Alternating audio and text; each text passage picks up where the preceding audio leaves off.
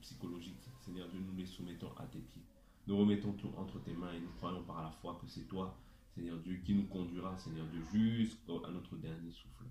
Merci Père de ce que tu as permis que mes frères et sœurs puissent venir en ce lieu pour que nous puissions nous réunir pour te glorifier, pour t'adorer, pour te célébrer, pour te glorifier, toi le seul vrai Dieu et celui que tu as envoyé, Jésus-Christ, notre Seigneur et notre Sauveur.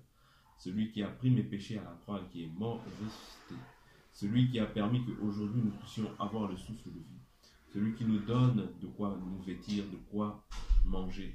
Celui qui nous donne celui qui est le créateur de notre salut. Seigneur Dieu, dans lequel nous croyons, Seigneur Dieu, dans lequel nous persévérons, Seigneur Dieu. Nous croyons par la foi que, Seigneur Dieu, tu es avec nous et que tu nous conduiras dans toutes nos afflictions. Seigneur, reçois la gloire et l'honneur, Père.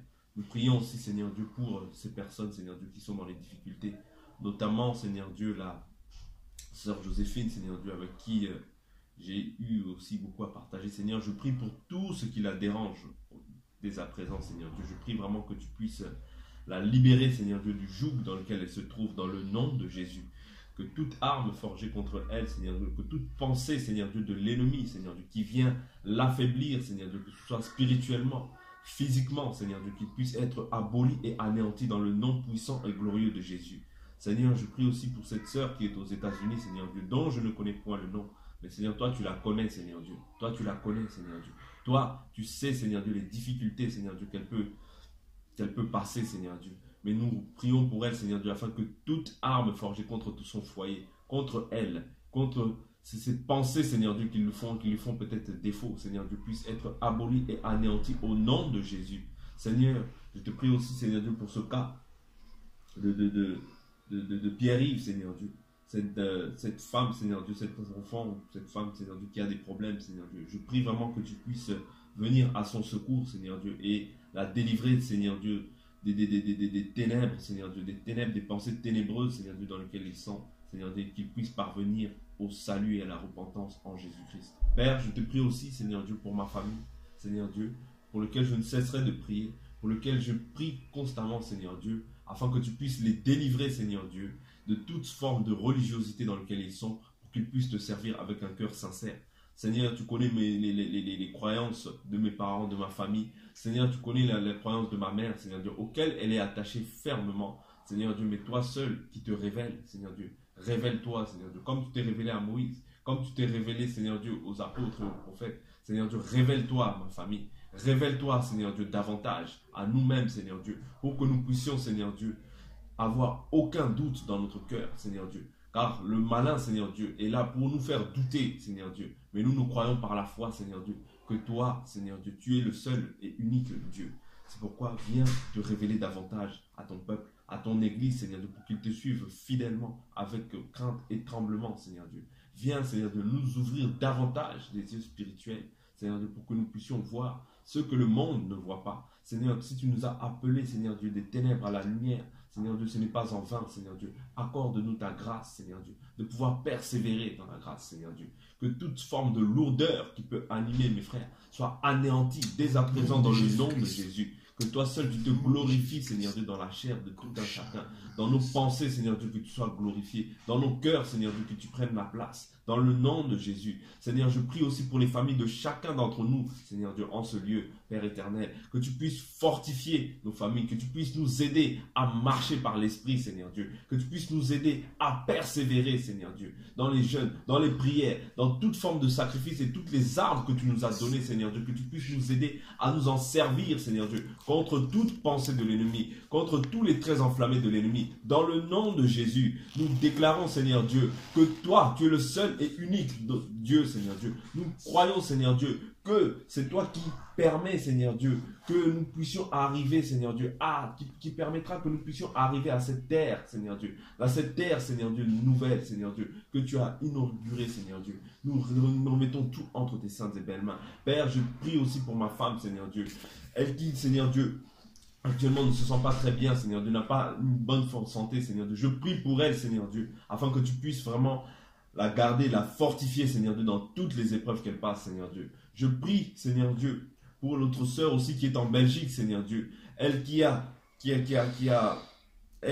pour lequel tu as pris l'enfant, Seigneur Dieu, et qui a été confié aux autorités de ce monde. Je prie pour elle, Seigneur Dieu, afin qu'elle puisse garder le moral, Seigneur Dieu. Qu'elle puisse garder le moral et mettre son espérance et sa foi en toi, Seigneur Dieu. Que ce que tu as dit, Seigneur Dieu, tu l'accompliras. Seigneur Dieu, si tu as dit que cette situation s'arrangera, Seigneur Dieu, tu n'es pas un homme pour mentir, ni le fils d'un homme pour te repentir. Nous croyons en cette parole, Seigneur Dieu, et nous persévérons dedans, Seigneur Dieu. Reçois la gloire et l'honneur, Père. Je te bénis pour ta bienveillance. Je te bénis pour tes bienfaits. Je te bénis pour le renouvellement de l'intelligence. Je te bénis pour l'esprit que tu as mis en moi. Je te bénis de ce que tu as tourné les regards vers moi. Un homme, Seigneur Dieu, qui vivait dans la boue. Seigneur Dieu, que tu as ramené, Seigneur Dieu, à la lumière. Reçois toute la gloire et l'honneur. Éclaire-nous davantage. Aide-nous, Seigneur Dieu, à pouvoir marcher dans l'obéissance. Car tu dis dans ta parole que l'obéissance vaut mieux que le sacrifice, Seigneur Dieu. Aide-nous, Seigneur Dieu, à persévérer. Dans le nom de Jésus-Christ, je t'ai ainsi prié, Père. Amen. Amen. Alléluia. Seigneur mon Dieu, je voudrais te remettre cette famille, la mère, la fille, enfin la belle-fille et la petite fille qui est dans le ventre. La petite qui est là, Seigneur mon Dieu, vraiment. J'ai essayé de dire à Daniel que tu étais souverain, enfin, je ne sais pas comment je dis, mais voilà, parce que qu'elle sache que c'est pas nous qui faisons, c'est toi. Enfin, à une époque, je croyais même qu'elle était athée. En discutant avec elle, elle m'avait dit que non. Elle sait qu'il y a un Dieu, mais bon, la foi, c'est pas trop son truc. Elle m'a demandé de prier parce que pour elle, la prière, c'était pas trop son truc. Et j'ai ressenti quand même déjà, elle a pleuré ensuite, j'ai vu son fardeau, Seigneur, et puis j'ai senti une attente, Seigneur. Et, si tu réponds à cette prière, Seigneur, qu'elle regarde pas à l'homme, qu'elle regarde à toi. Je ne crois pas que c'est nous, par notre piété, qu'elle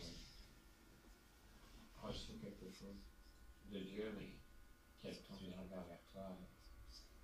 Vraiment que l'accouchement puisse être déclenché le plus vite possible et qu'il se passe bien, bonne intégration médecin et le cancer de la mère qui puisse être traité ensuite, Seigneur. Là où l'homme dit c'est impossible, là où les médecins parfois donnent des diagnostics désespérés, toi tu peux guérir. Alors, passe ta main guérissante sur elle. Donne-lui la paix à Daniel, Seigneur, à son fils, Johan, Seigneur, qui fréquente que les musulmans, Seigneur, bougez les yeux, Seigneur. Regarde que tu es amour et qu'il ne puisse pas se radicaliser. S'il se radicaliser, ramène-le en toi, Seigneur. Parce que je ne connais pas de frère Dieu, mais je connais c'est une idole, Seigneur. Allah, c'est une idole de sang, Seigneur. Fais voir, ta gloire. Cette famille, la famille Marais, Seigneur.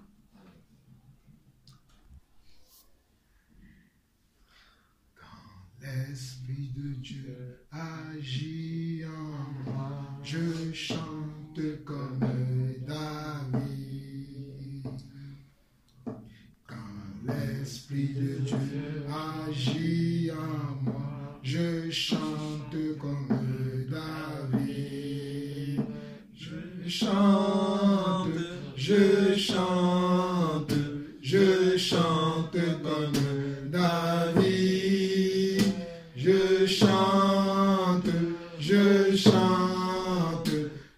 chante comme David. Quand l'Esprit de Dieu agit en moi, je loue comme David.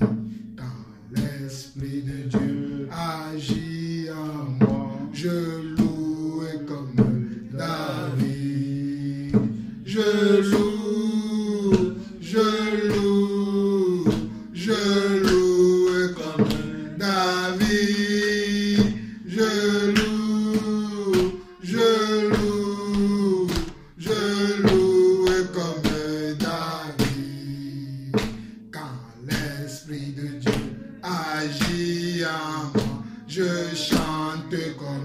David. Quand l'Esprit de Dieu agit en moi, je chante comme David. Je chante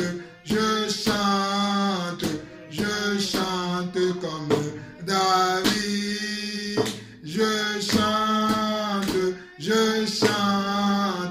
Je chante comme David.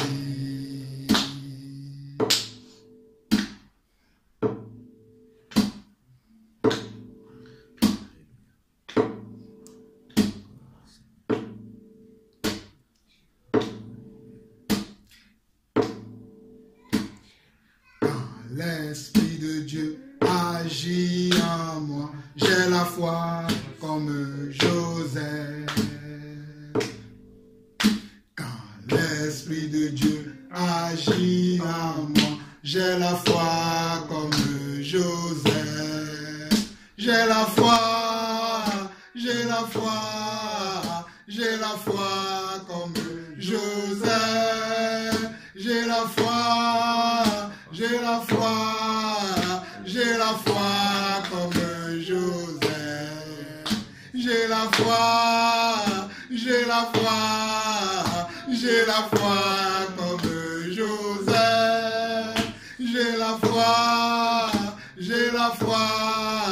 J'ai la foi comme Joseph. Quand l'Esprit de Dieu agit en moi, j'ai la foi comme Abraham. Quand l'Esprit de Dieu agit en moi, j'ai la foi comme Abraham. J'ai la foi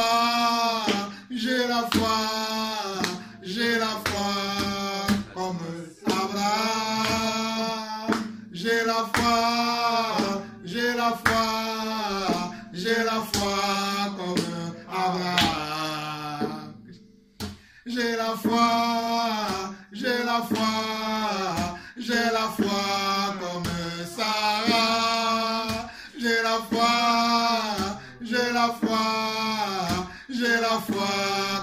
comme Sarah. J'ai la foi comme Sarah. J'ai la foi comme Sarah.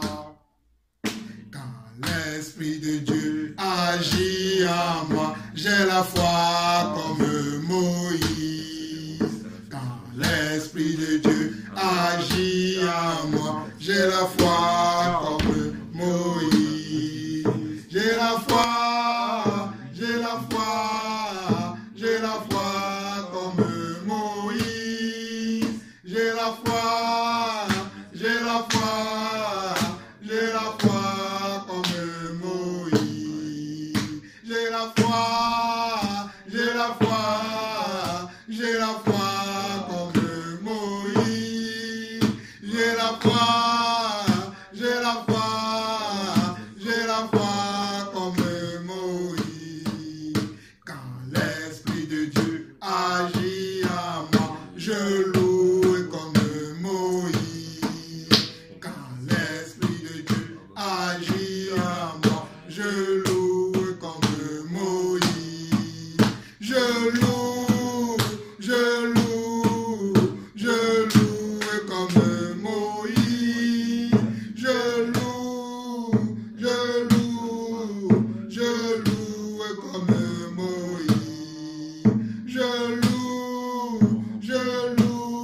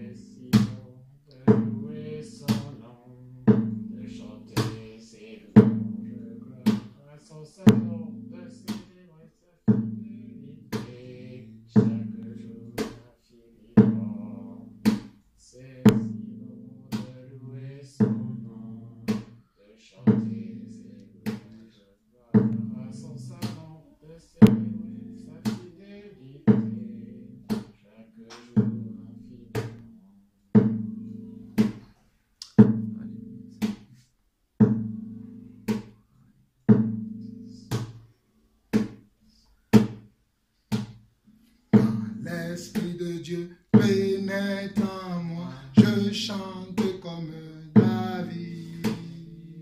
Quand l'Esprit de Dieu pénètre en moi, je change mon caractère.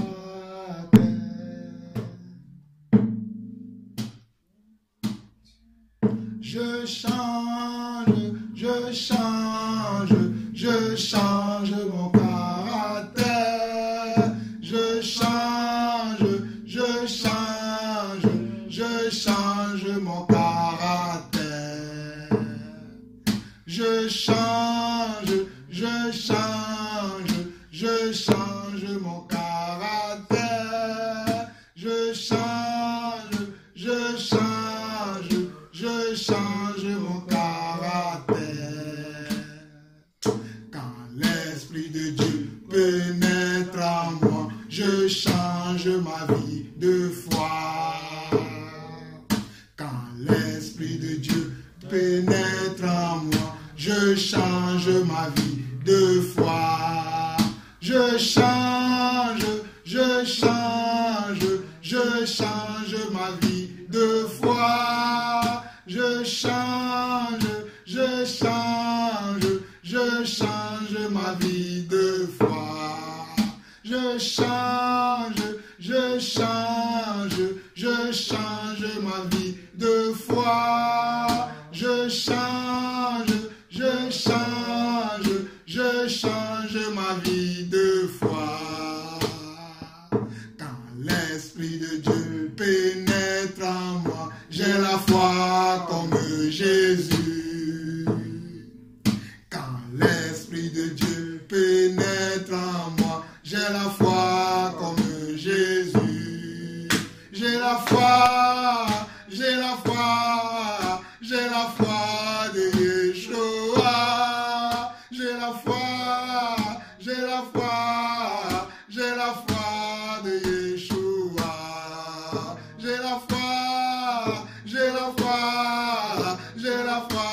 de Yeshua. J'ai la foi de Yeshua. J'ai la foi de Yeshua. Quand l'Esprit de Dieu pénètre en moi, je change ma vie de foi. Quand l'Esprit de Dieu pénètre en moi, je change la vie de foi.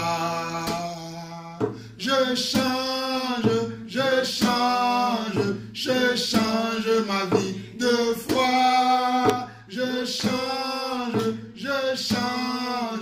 et je crois à la parole. Je change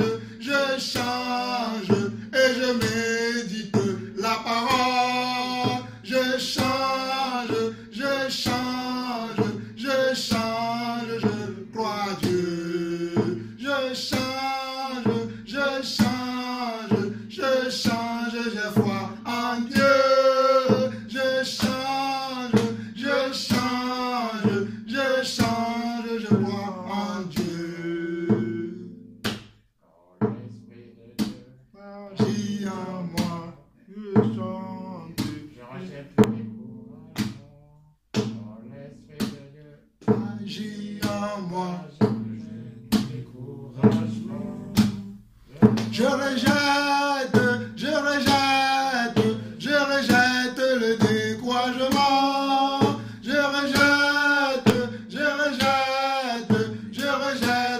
découragement. Je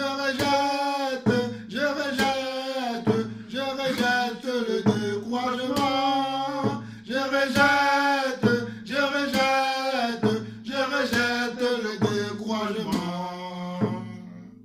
Quand l'Esprit de Dieu agit en moi, je pratique la parole. Quand l'Esprit de Dieu agit en moi, je pratique la parole. Je pratique la parole. Je pratique la parole. Je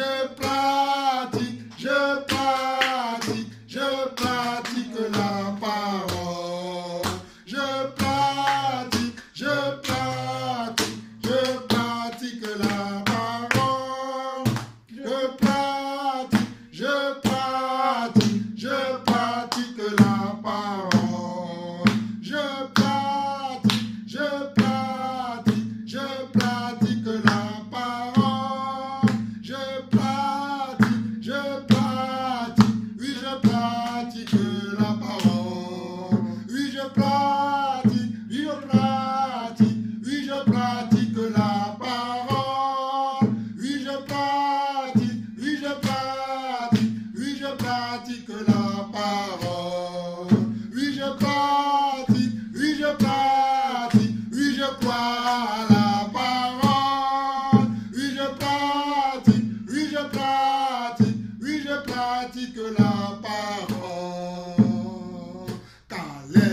de Dieu agit en moi, j'invoque le nom de Jésus.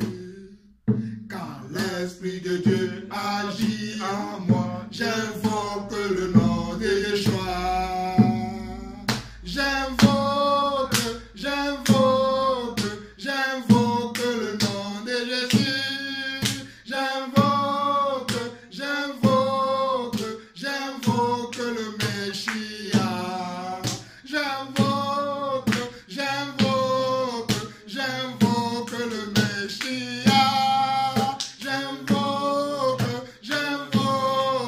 J'invoque le Messia. J'invoque le Messia. J'invoque le Messia.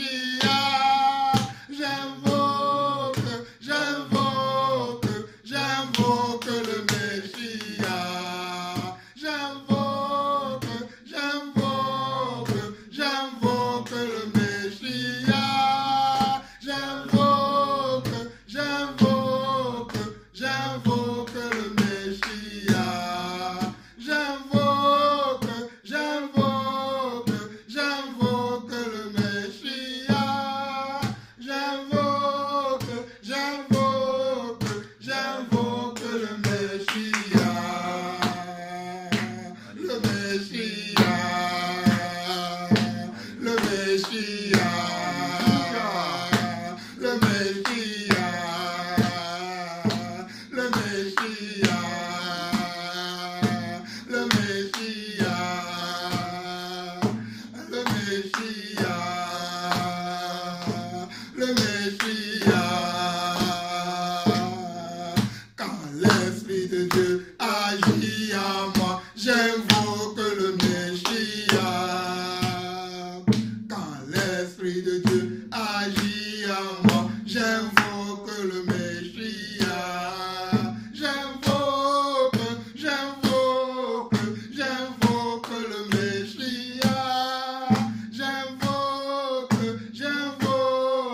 J'invoque le Messia.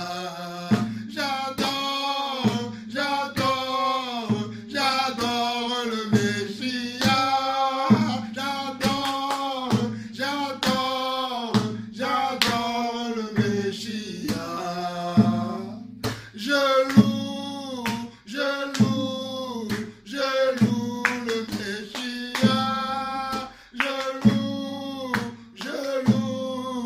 Je loue le Messia. Je loue Yeshua. Je loue Yeshua. Je loue le Yeshua. Je loue Yeshua. Je loue Yeshua. J'exalte le Messia. J'exalte le Messia. J'exalte le Messia.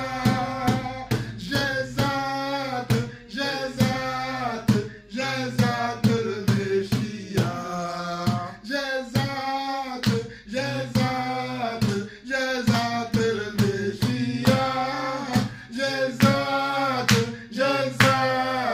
J'exalte le Messia. Oui, le Messia. Le Messia. Il est parmi nous. Il est parmi nous. Il est parmi nous, le Messia. Il est parmi nous. Il est parmi nous. Il est parmi nous, le Messia. Il est parmi nous. Il est parmi nous. Il est parmi nous, Yeshua. Il est parmi nous. Il est parmi nous. Il est parmi nous, Yeshua.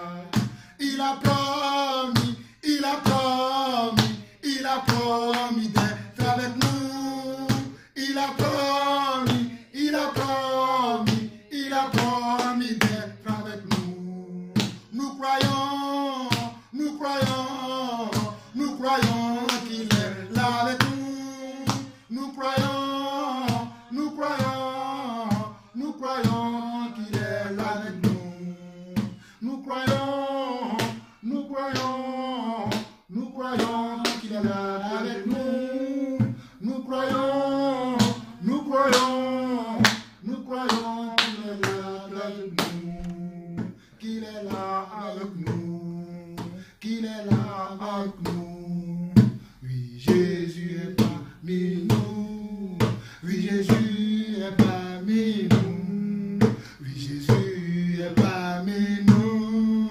Oui, Jésus est parmi nous. Quand l'Esprit de Dieu réagit en moi, je chante à la gloire de Jésus. Quand l'Esprit de Dieu agit en moi, je chante à la gloire de Jésus. Je chante à la gloire de Jésus. Je chante à la gloire de Jésus. Je chante à la gloire de Yeshua. Je chante à la gloire de Yeshua. Quand l'Esprit de Dieu agit en moi, je chante la gloire du Messie. Quand l'Esprit de Dieu agit en moi, je chante à la gloire du Messie. Je chante à la gloire du Messie. Je chante à la gloire du Messia. Je chante à la gloire du Messie. Je chante à la gloire du Messia. Alléluia, alléluia, alléluia, alléluia, alléluia, alléluia, alléluia, alléluia. Agis en moi, je chante de gloire de Jésus. Quand l'Esprit de Dieu Agis en moi, je marche dans la sanctification. je marche dans la sanctification. Je marche dans la sanctification. Je marche dans la sanctification. Je marche dans la sanctification. Alléluia. Alléluia. Gloire à Dieu. Hosanna, Hosanna, Hosanna, Hosanna, Hosanna, Hosanna, Hosanna, Hosanna des cieux. Yeshua, Yeshua, Yeshua, Yeshua, Yeshua, Yeshua, Yeshua, Yeshua. Amen, amen, amen, amen, amen, amen,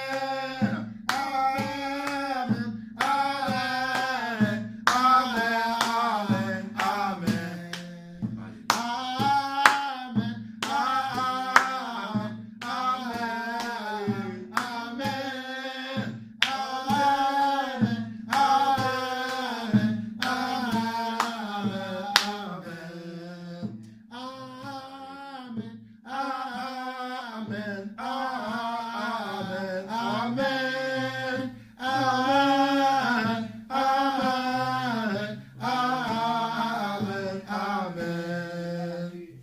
Gloire à Dieu. Amen, amen, amen, amen, amen, amen, amen. Alléluia. Jésus, remplis-nous de ton amour. Nous voulons être conduits par ton esprit, car sans toi nous sommes voués à l'échec. Père Saint, conduis-nous dans notre marche, car il n'y a point de Dieu, point de Dieu, point de Dieu, point de Dieu comme Jésus. Il n'y a point de Dieu, point de Dieu, il n'y a point de Dieu,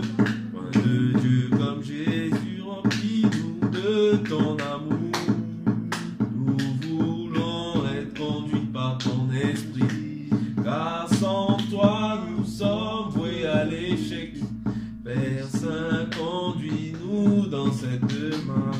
Oh Jésus, remplis-nous de ton amour.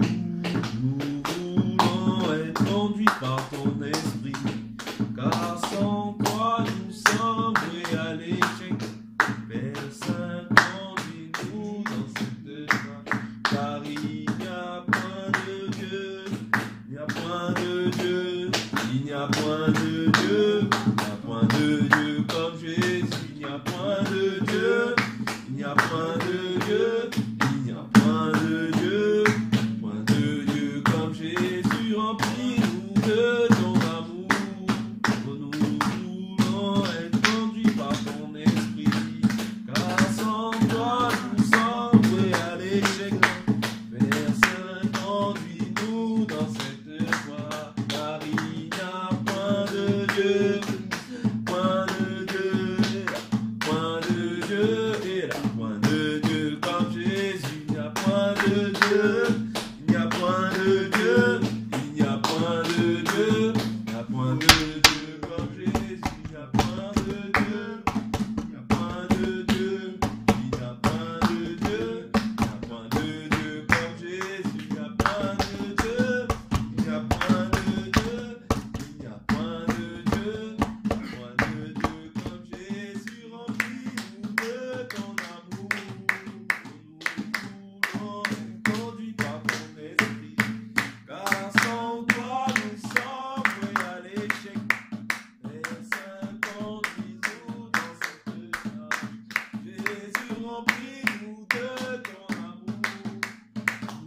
Nous voulons être conduits par ton esprit, car sans toi nous sommes voués à l'échec.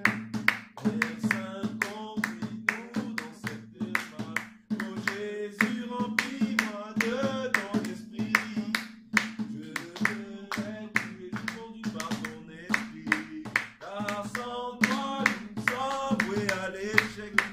Père Saint, conduis-nous dans cette marche, car il n'y a point de Dieu, point de Dieu, point de Dieu, point de Dieu comme Jésus, il n'y a point de Dieu, il n'y a point de Dieu, il n'y a point de Dieu, il n'y a point de Dieu comme Jésus, remplis-moi, Jésus remplis-moi, oh Jésus remplis-moi, Jésus remplis-moi, oh Jésus remplis-moi, Jésus remplis-moi, Jésus remplis-moi, Jésus remplis-moi, oh Jésus remplis-moi, Jésus remplis-moi, Jésus remplis-moi, Jésus remplis-moi, oh Jésus conduis-moi, Jésus conduis-moi, Jésus conduis-moi, Jésus conduis-moi, oh Jésus aide-moi, Jésus aide-moi,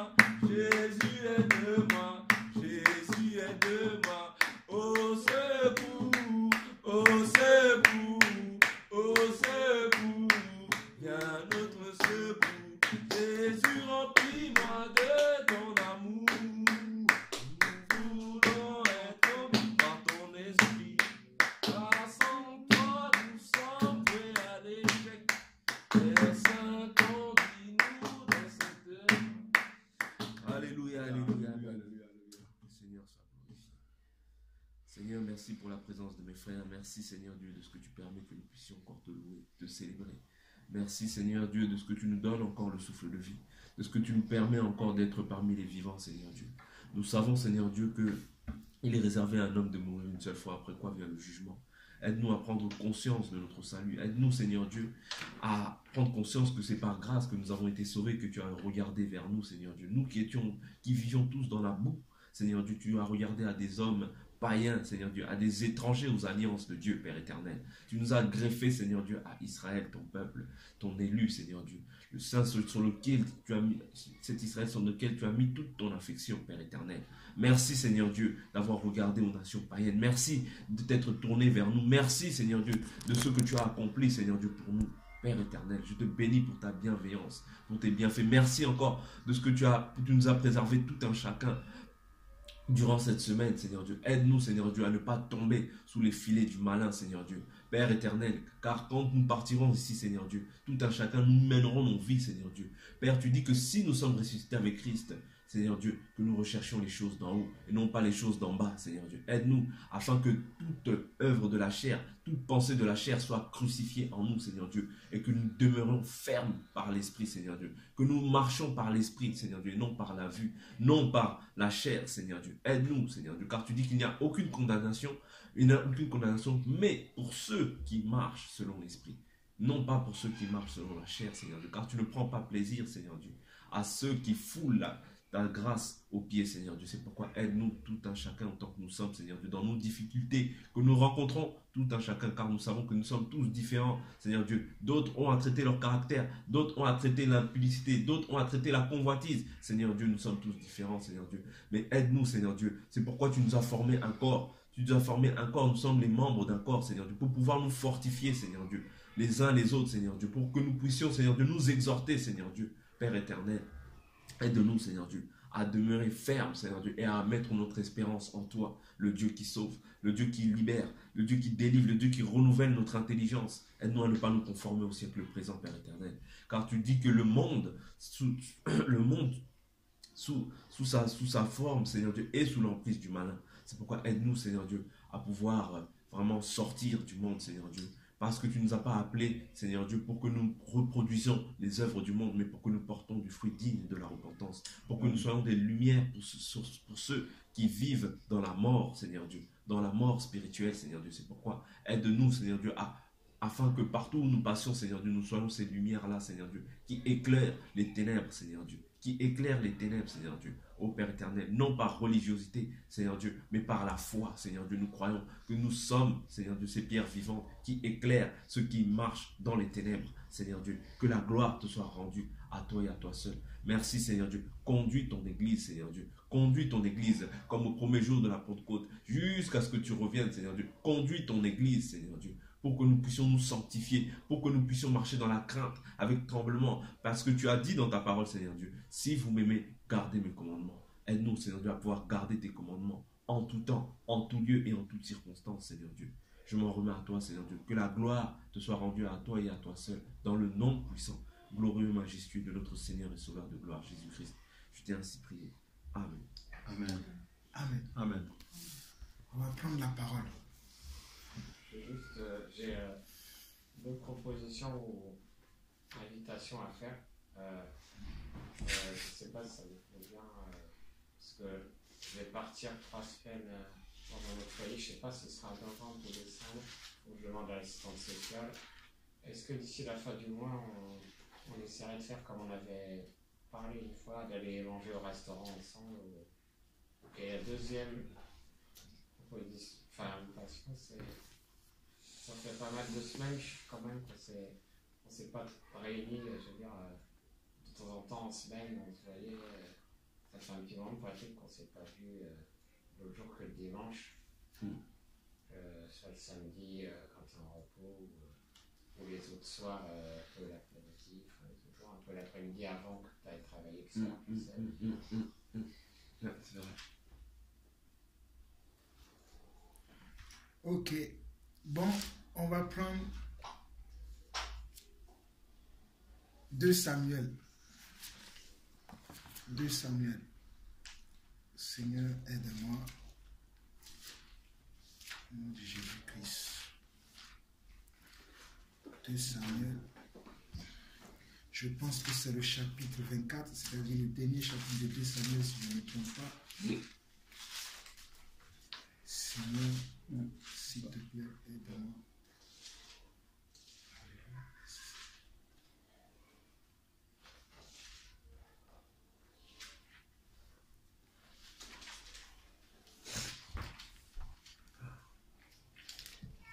Qui vous croyez aujourd'hui? Qui est votre source d'inspiration? Qui est le sujet de vos louanges? Et qui est le sujet de votre joie? Aujourd'hui, beaucoup de choses sont le sujet de beaucoup de personnes. Mais à vous et à moi, qui est notre sujet de joie? Qui est le sujet de notre louange?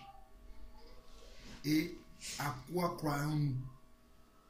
c'est très important que nous, chacun d'entre nous, puisse se poser cette question et aussi se donner les réponses. Parce que Dieu attend de nous quelque chose. Dieu nous a créés pour quelque chose. Et quand Dieu nous a créés, la Bible dit que Dieu nous a créés au travers de sa parole. Parce que Dieu, c'est vrai qu'il a fait la terre, il nous a fabriqués avec la terre, mais après il a soufflé au travers de sa bouche, la parole, son esprit en nous, et nous avons commencé à vivre. Et Dieu crée toutes choses par sa parole. Et la parole de Dieu doit être la source de toute notre inspiration. Tout ce que nous faisons doit avoir comme repère la parole, doit avoir comme source la parole. Et quand je parle de la parole, je parle aussi de l'esprit. Parce que quand la parole, c'est l'esprit. Et l'esprit, c'est encore la parole. Vous avez dit que ce que tu dis, c'est ambigu. Mais vous devez comprendre que la parole, c'est l'esprit. Et l'esprit, c'est encore la parole. Mais donc, tout ce que nous faisons doit être conduit par l'esprit, en d'autres mots, conduit par la parole. Mais nous-mêmes, personnellement, quel est l'objet de notre joie? Qu'est-ce qui fait notre joie? Qu'est-ce qui fait notre réjouissance? Je vois les gens, ils se réjouissent parce qu'ils ont eu un enfant. Je vois les gens, ils se réjouissent parce qu'ils ont eu un bébé. Et d'autres, ils se réjouissent parce qu'ils ont eu une maison. D'autres, ils se réjouissent parce qu'ils ont eu des papiers. D'autres, ils se réjouissent parce que, bon, voilà, ils ont acheté une belle voiture. D'autres, ils se réjouissent parce qu'ils vont se marier. D'autres, ils se réjouissent parce qu'ils sont guéris. C'est bien. Mais qu'est-ce qui est l'origine de notre louange? Je crois que je vais commencer même par le psaume 115. Merci Seigneur. Psaume 115. Moi, je voulais dire quelque chose là, mais le Seigneur me conduit autrement. Qu'est-ce qui est notre louange? La louange. Psaume 115. Merci Seigneur.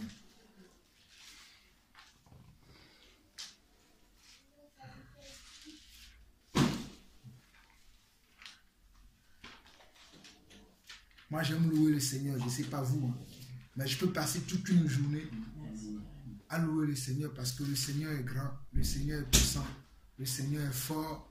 Il est un Dieu redoutable. Et Dieu nous a créés pour que nous puissions le louer, l'adorer. Louer Dieu, ce n'est pas forcément chanter comme nous venons de chanter. Parce qu'il y a des gens qui pensent que louer Dieu, c'est juste là. Gloire à Dieu, alléluia, alléluia. Non, louer Dieu, c'est aussi dire à Dieu ce qu'il est. Croire à Dieu ce qu'il peut faire. Ça aussi, c'est une louange à Dieu. Il y a des gens qui reçoivent des choses dans ce monde, mais ils l'imputent à eux-mêmes. Ils disent, c'est ma propre sagesse qui m'a donné ça. Mais vous croyez-moi, moi, tout ce que j'ai, c'est Dieu qui me l'a donné. Quand je dis ça souvent, je saoule les gens avec ça. Je vous assure.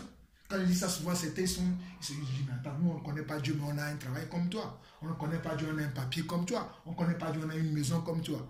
Gloire à Dieu pour eux. Mais moi, tout ce que j'ai, c'est Dieu qui me l'a donné. Et tout ce que j'ai, je loue Dieu avec. Il n'y a rien dans ma vie que je garde pour moi-même. Même si c'est moi qui l'ai acquis. Mais c'est Dieu qui m'a donné la force pour l'avoir. C'est pour ça que je vous pose, qu'est-ce qui est l'objet de votre louange? Lisons Psaume 115, nous allons comprendre. Oh, merci Seigneur. J'ai dit aujourd'hui que nous allons partager un petit passage. C'est ça.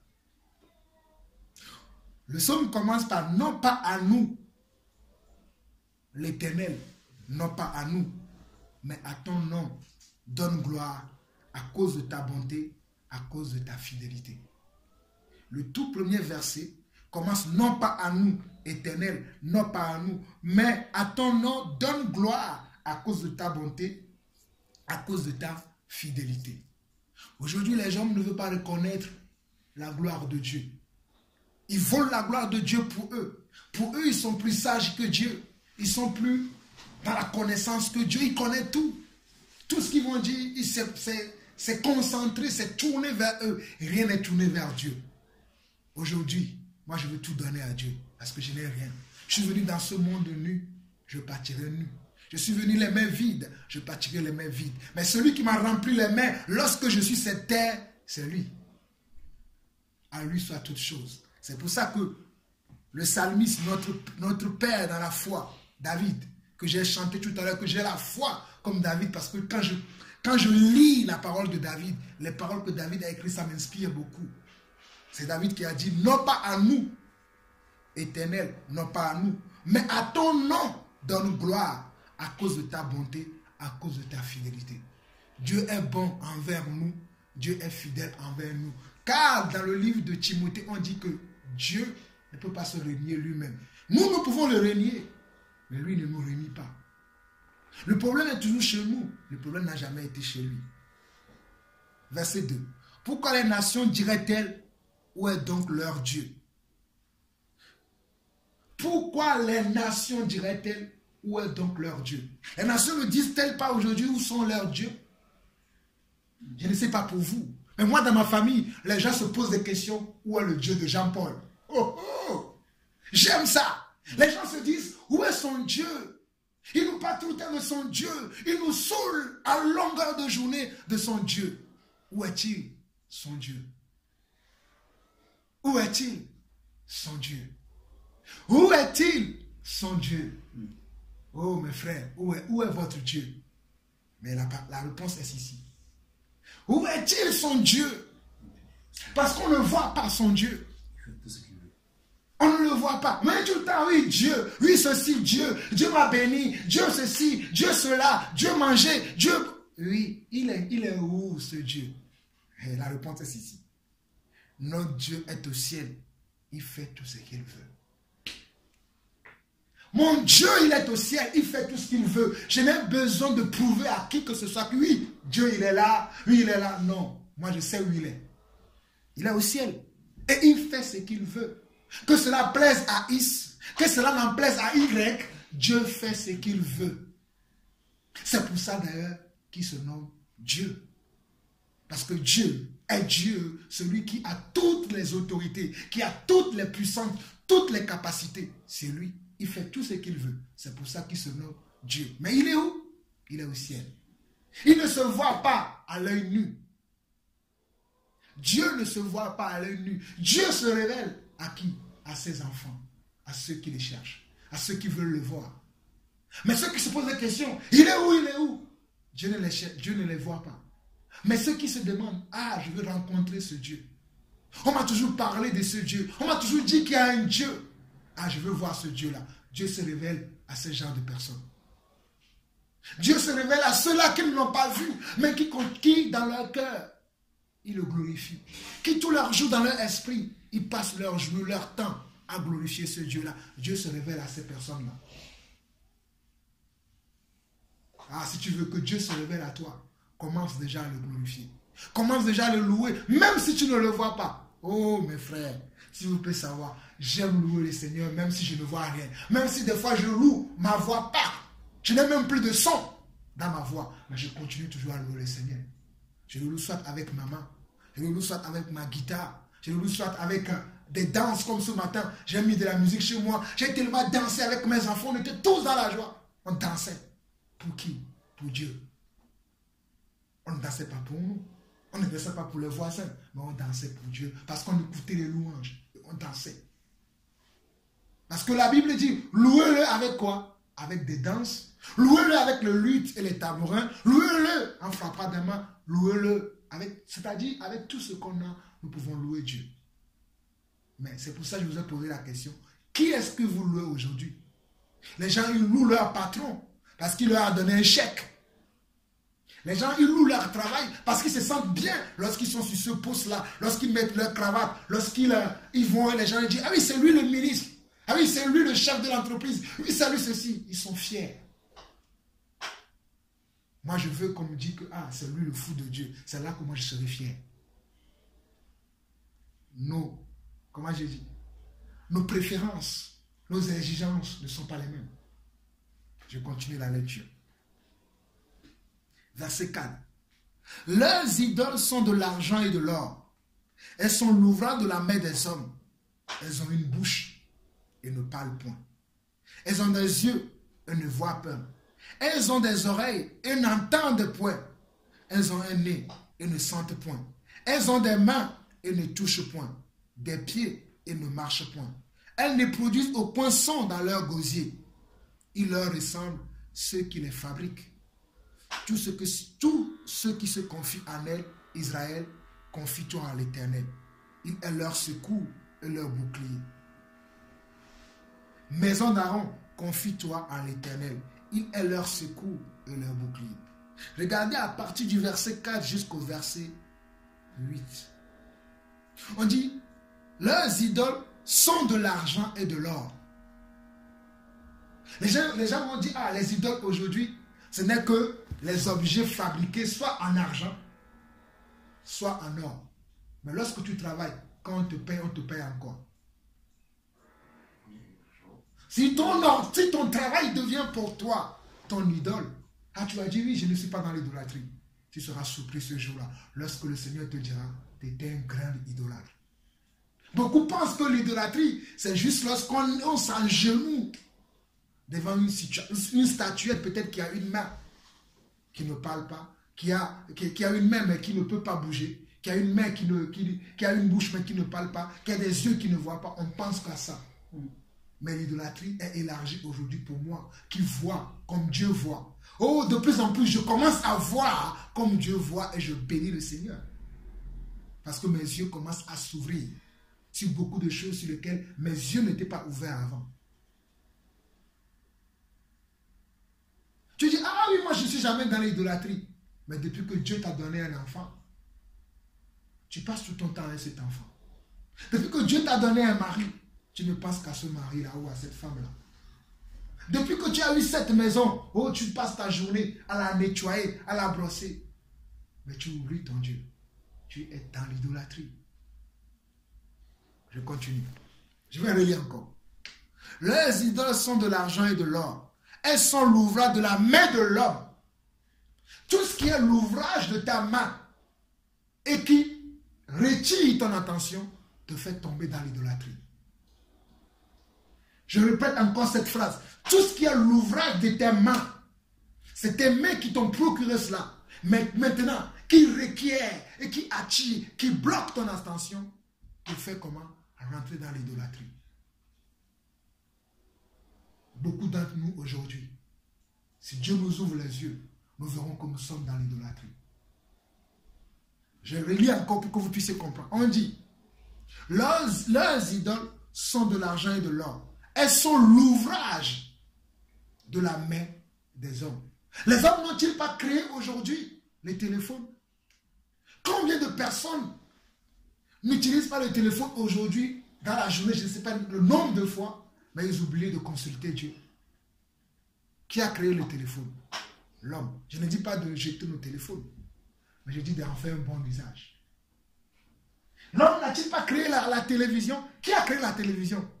Ce n'est pas la main de l'homme qui l'a créée. La télévision n'est-il pas devenue un dieu pour les hommes aujourd'hui? Ils ne jugent que par la télévision. Oui, je l'ai vu, c'est passé dans l'info. Mais ce qui est passé dans l'information de Dieu, ils s'en moquent. Oh mon Seigneur, ouvre-nous les yeux. Ils ne croient que ce qu'ils ont vu à la télévision. Mais ils ne croient pas ce que la parole de Dieu, ce que Dieu dit dans sa parole. N'est-il pas l'ouvrage de leurs mains? Que celui qui a des oreilles pour entendre, entend ce que l'Esprit dit. Je continue. Elles ont une bouche et ne parlent point. Elles ont les yeux et ne voient point. Elles ont des oreilles et n'atteignent point. Elles ont un nez et ne sentent point. Elles ont des mains et ne touchent point. Des pieds et ne marchent point. Elles ne produisent aucun son dans leur gosier. En fait, tout ce que l'homme a fabriqué, tout ce que dans l'évolution, comme on dit dans le monde aujourd'hui, sont devenues une évolution qui sont là aujourd'hui. Est-ce que ces choses peuvent-ils parler?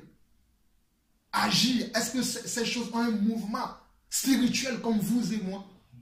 Ils n'en ont pas. Est-ce qu'ils peuvent interréagir comme nous interréagissons? Bon, certains scientifiques me diront qu'il y a des choses qui interréagissent. Mais je parle de l'interréagissement spirituel. Ils ne peuvent pas le faire. Donc pour moi, ce sont encore une forme de l'idolâtrie. Si nous suivons ces choses-là, nous sommes en train de les idolâtrer. Si nous passons notre temps en longueur de journée à rester que dans ces choses-là et à oublier notre Dieu, nous devenons des idolâtres. Cela rejoint Romains chapitre 1 qui nous dit, au lieu d'adorer le Créateur, ils adorent la créature. Dieu en ce moment est tellement triste. Je vous dis la vérité. Dieu en ce moment que je vous parle est triste. Parce que l'homme s'éloigne de Dieu de plus en plus. À cause de quoi? À cause du monde. À cause de la créature. Dieu a donné de l'intelligence à l'homme, de la sagesse à l'homme pour que l'homme puisse savoir comment utiliser la sagesse. Mais cette intelligence que Dieu a donnée à l'homme, l'homme l'utilise pour se détourner de Dieu, au lieu de l'utiliser pour se rapprocher de Dieu. Salomon, lorsque Dieu lui a rendu sage, au départ, il faisait quoi? Il marchait avec Dieu. Il marchait avec Dieu. Il suivait Dieu. Mais lorsqu'il a commencé, oh, que le Seigneur vous fasse comprendre ce que je suis en train de dire. Lorsqu'il a commencé à prendre son temps, à ne adorer que la créature, à ne regarder que la créature, c'est là où son cœur a commencé à faire quoi? À s'éloigner de Dieu. Et vous connaissez la fin de l'histoire. La fin de l'histoire! Parce que lorsque, oh non Seigneur, merci, lorsque tu commences à idolâtrer le Seigneur dans ton cœur, tu vas le représenter physiquement. À la fin, Salomon a commencé même à faire des dieux physiques qui ne parlent pas, qui ne marchent pas, par les femmes étrangères qu'il a prises chez lui. Qu'est-ce qui l'a amené à ça? À contempler quoi? La créature, au lieu de contempler le Créateur. Qu'est-ce qui a fait que Salomon, le grand Salomon, le sage Salomon, a pu tomber dans ce péché? Et croyez-moi, vous et moi, nous ne sommes pas plus sages que Salomon. Parce que la Bible, ce n'est pas moi qui le dis. La Bible dit que Dieu, la Bible, quand Dieu a donné de la sagesse à Salomon, et que la sagesse de Salomon s'est manifestée sur toute la surface de la terre, Dieu a dit qu'aucun homme ne sera sage comme Salomon. C'est pour ça que je dis avec certitude que vous et moi, nous ne sommes pas sages comme Salomon. Mais regardez là où Salomon est tombé. Parce qu'il n'a plus arrêté à passer ses heures, des longueurs de heures, à regarder que le Seigneur, à louer que le Seigneur. Mais il a pris son temps. Il est resté à maintenant à contempler la créature. Jusqu'à en désirer la créature. Donc il est tombé en quoi? Dans l'idolâtrie. Il a commencé à aimer les femmes. Il en avait plus plusieurs. Et ces femmes-là, ces nombreuses femmes, ont éloigné son cœur de Dieu. Du coup, l'idolâtrie est devenue même physique, où il a commencé même à faire des statues à la gloire des dieux étrangers. Pourtant, Salomon connaissait le vrai Dieu. C'est pour ça que la Bible nous dit que nous devons donner gloire à qui? Et lorsque Salomon a commencé à donner gloire à Dieu, les gens l'attendaient partout, mes frères. Aujourd'hui, on nous entend partout. Cette semaine même, j'ai reçu un courrier d'un frère depuis la Congo, je ne sais pas, d'Angola. Je vous lirai son message tout à l'heure, d'Angola, qui nous a écrit que ça fait des mois qu'il nous suit. Il dit, je vous entends souvent, vous me fortifiez. Salue-moi le frère Patrick, salue-moi la soeur Sandra, salue-moi la soeur Nadine, salue-moi le frère Intel, salue-moi tous les autres. Je vous lirai le mail tout à l'heure. La gloire de Dieu commence à venir. Mais est-ce que nous allons continuer à glorifier Dieu? Mais nous allons commencer à adorer les créatures. Parce que ces choses, c'est bien. Mais nous devons nous focaliser sur qui? Sur le Seigneur. Nous ne nous focalisons pas sur les choses que nous faisons. Quand bien même que ça peut bénir X ou Y, mais nous ne sommes pas là pour ça. Notre but, c'est de glorifier, donner gloire à Dieu. La gloire, que la gloire soit à Dieu. À tous, à Dieu. Et lorsque Salomon a commencé à regarder les créatures, quand sa renommée a commencé à envahir la terre, et que les gens commençaient à venir le voir, Salomon a perdu le but. Il a commencé à voir ailleurs. Que personne d'entre nous ne perd le but. L'idolâtrie est en train de gagner les hommes aujourd'hui. Quand l'idolâtrie gagne un homme, l'homme tombe dans les péchés pervers, les péchés qu'on ne doit même pas citer. Parce qu'on commence même à se douter de Dieu. Dieu pourrait faire-il ceci? C'est parce que Salomon a commencé à douter. C'est pour ça qu'il a commencé à faire certaines choses. Mais je prie que vous et moi, nous soyons concentrés sur le Seigneur. Car ces dieux, ils ne sont pas des dieux parce que nous le voyons. On dit que la Bible dit qu'ils ont des yeux, mais ils ne voient pas. Ils ont des bouches, mais ils ne parlent pas. Ils ont des mains, mais ils ne peuvent pas toucher. Ils ont des pieds, mais ils ne peuvent pas marcher. Mais mon Dieu, il marche. Mon Dieu, il parle. Mon Dieu, il touche. Mon Dieu, il voit. Parce que Dieu, du haut des cieux, lui, là où il a sa demeure, il voit tous les hommes de la terre tous les jours. Il voit ceux qui sont bons, ceux qui sont méchants. Il voit ceux qui sont justes il voit ceux qui sont injustes, il voit ceux qui sont fidèles, il voit ceux qui sont infidèles, mais il a prévu un temps pour donner à chacun selon son œuvre. Je vais continuer à relire. Je vais repartir du verset 4 encore. Les idoles, leurs idoles sont de l'argent et de l'or. Nous sommes bien dans Psaume 115, verset 4. Il dit, leurs idoles sont de l'argent et de l'or. Elles sont l'ouvrage de la main des hommes. Elles ont une bouche et ne parlent point. Elles ont des yeux et ne voient point. Elles ont des oreilles et n'entendent point. Elles ont un nez et ne sentent point. Elles ont des mains et ne touchent point. Des pieds et ne marchent point. Elles ne produisent aucun son dans leur grosier.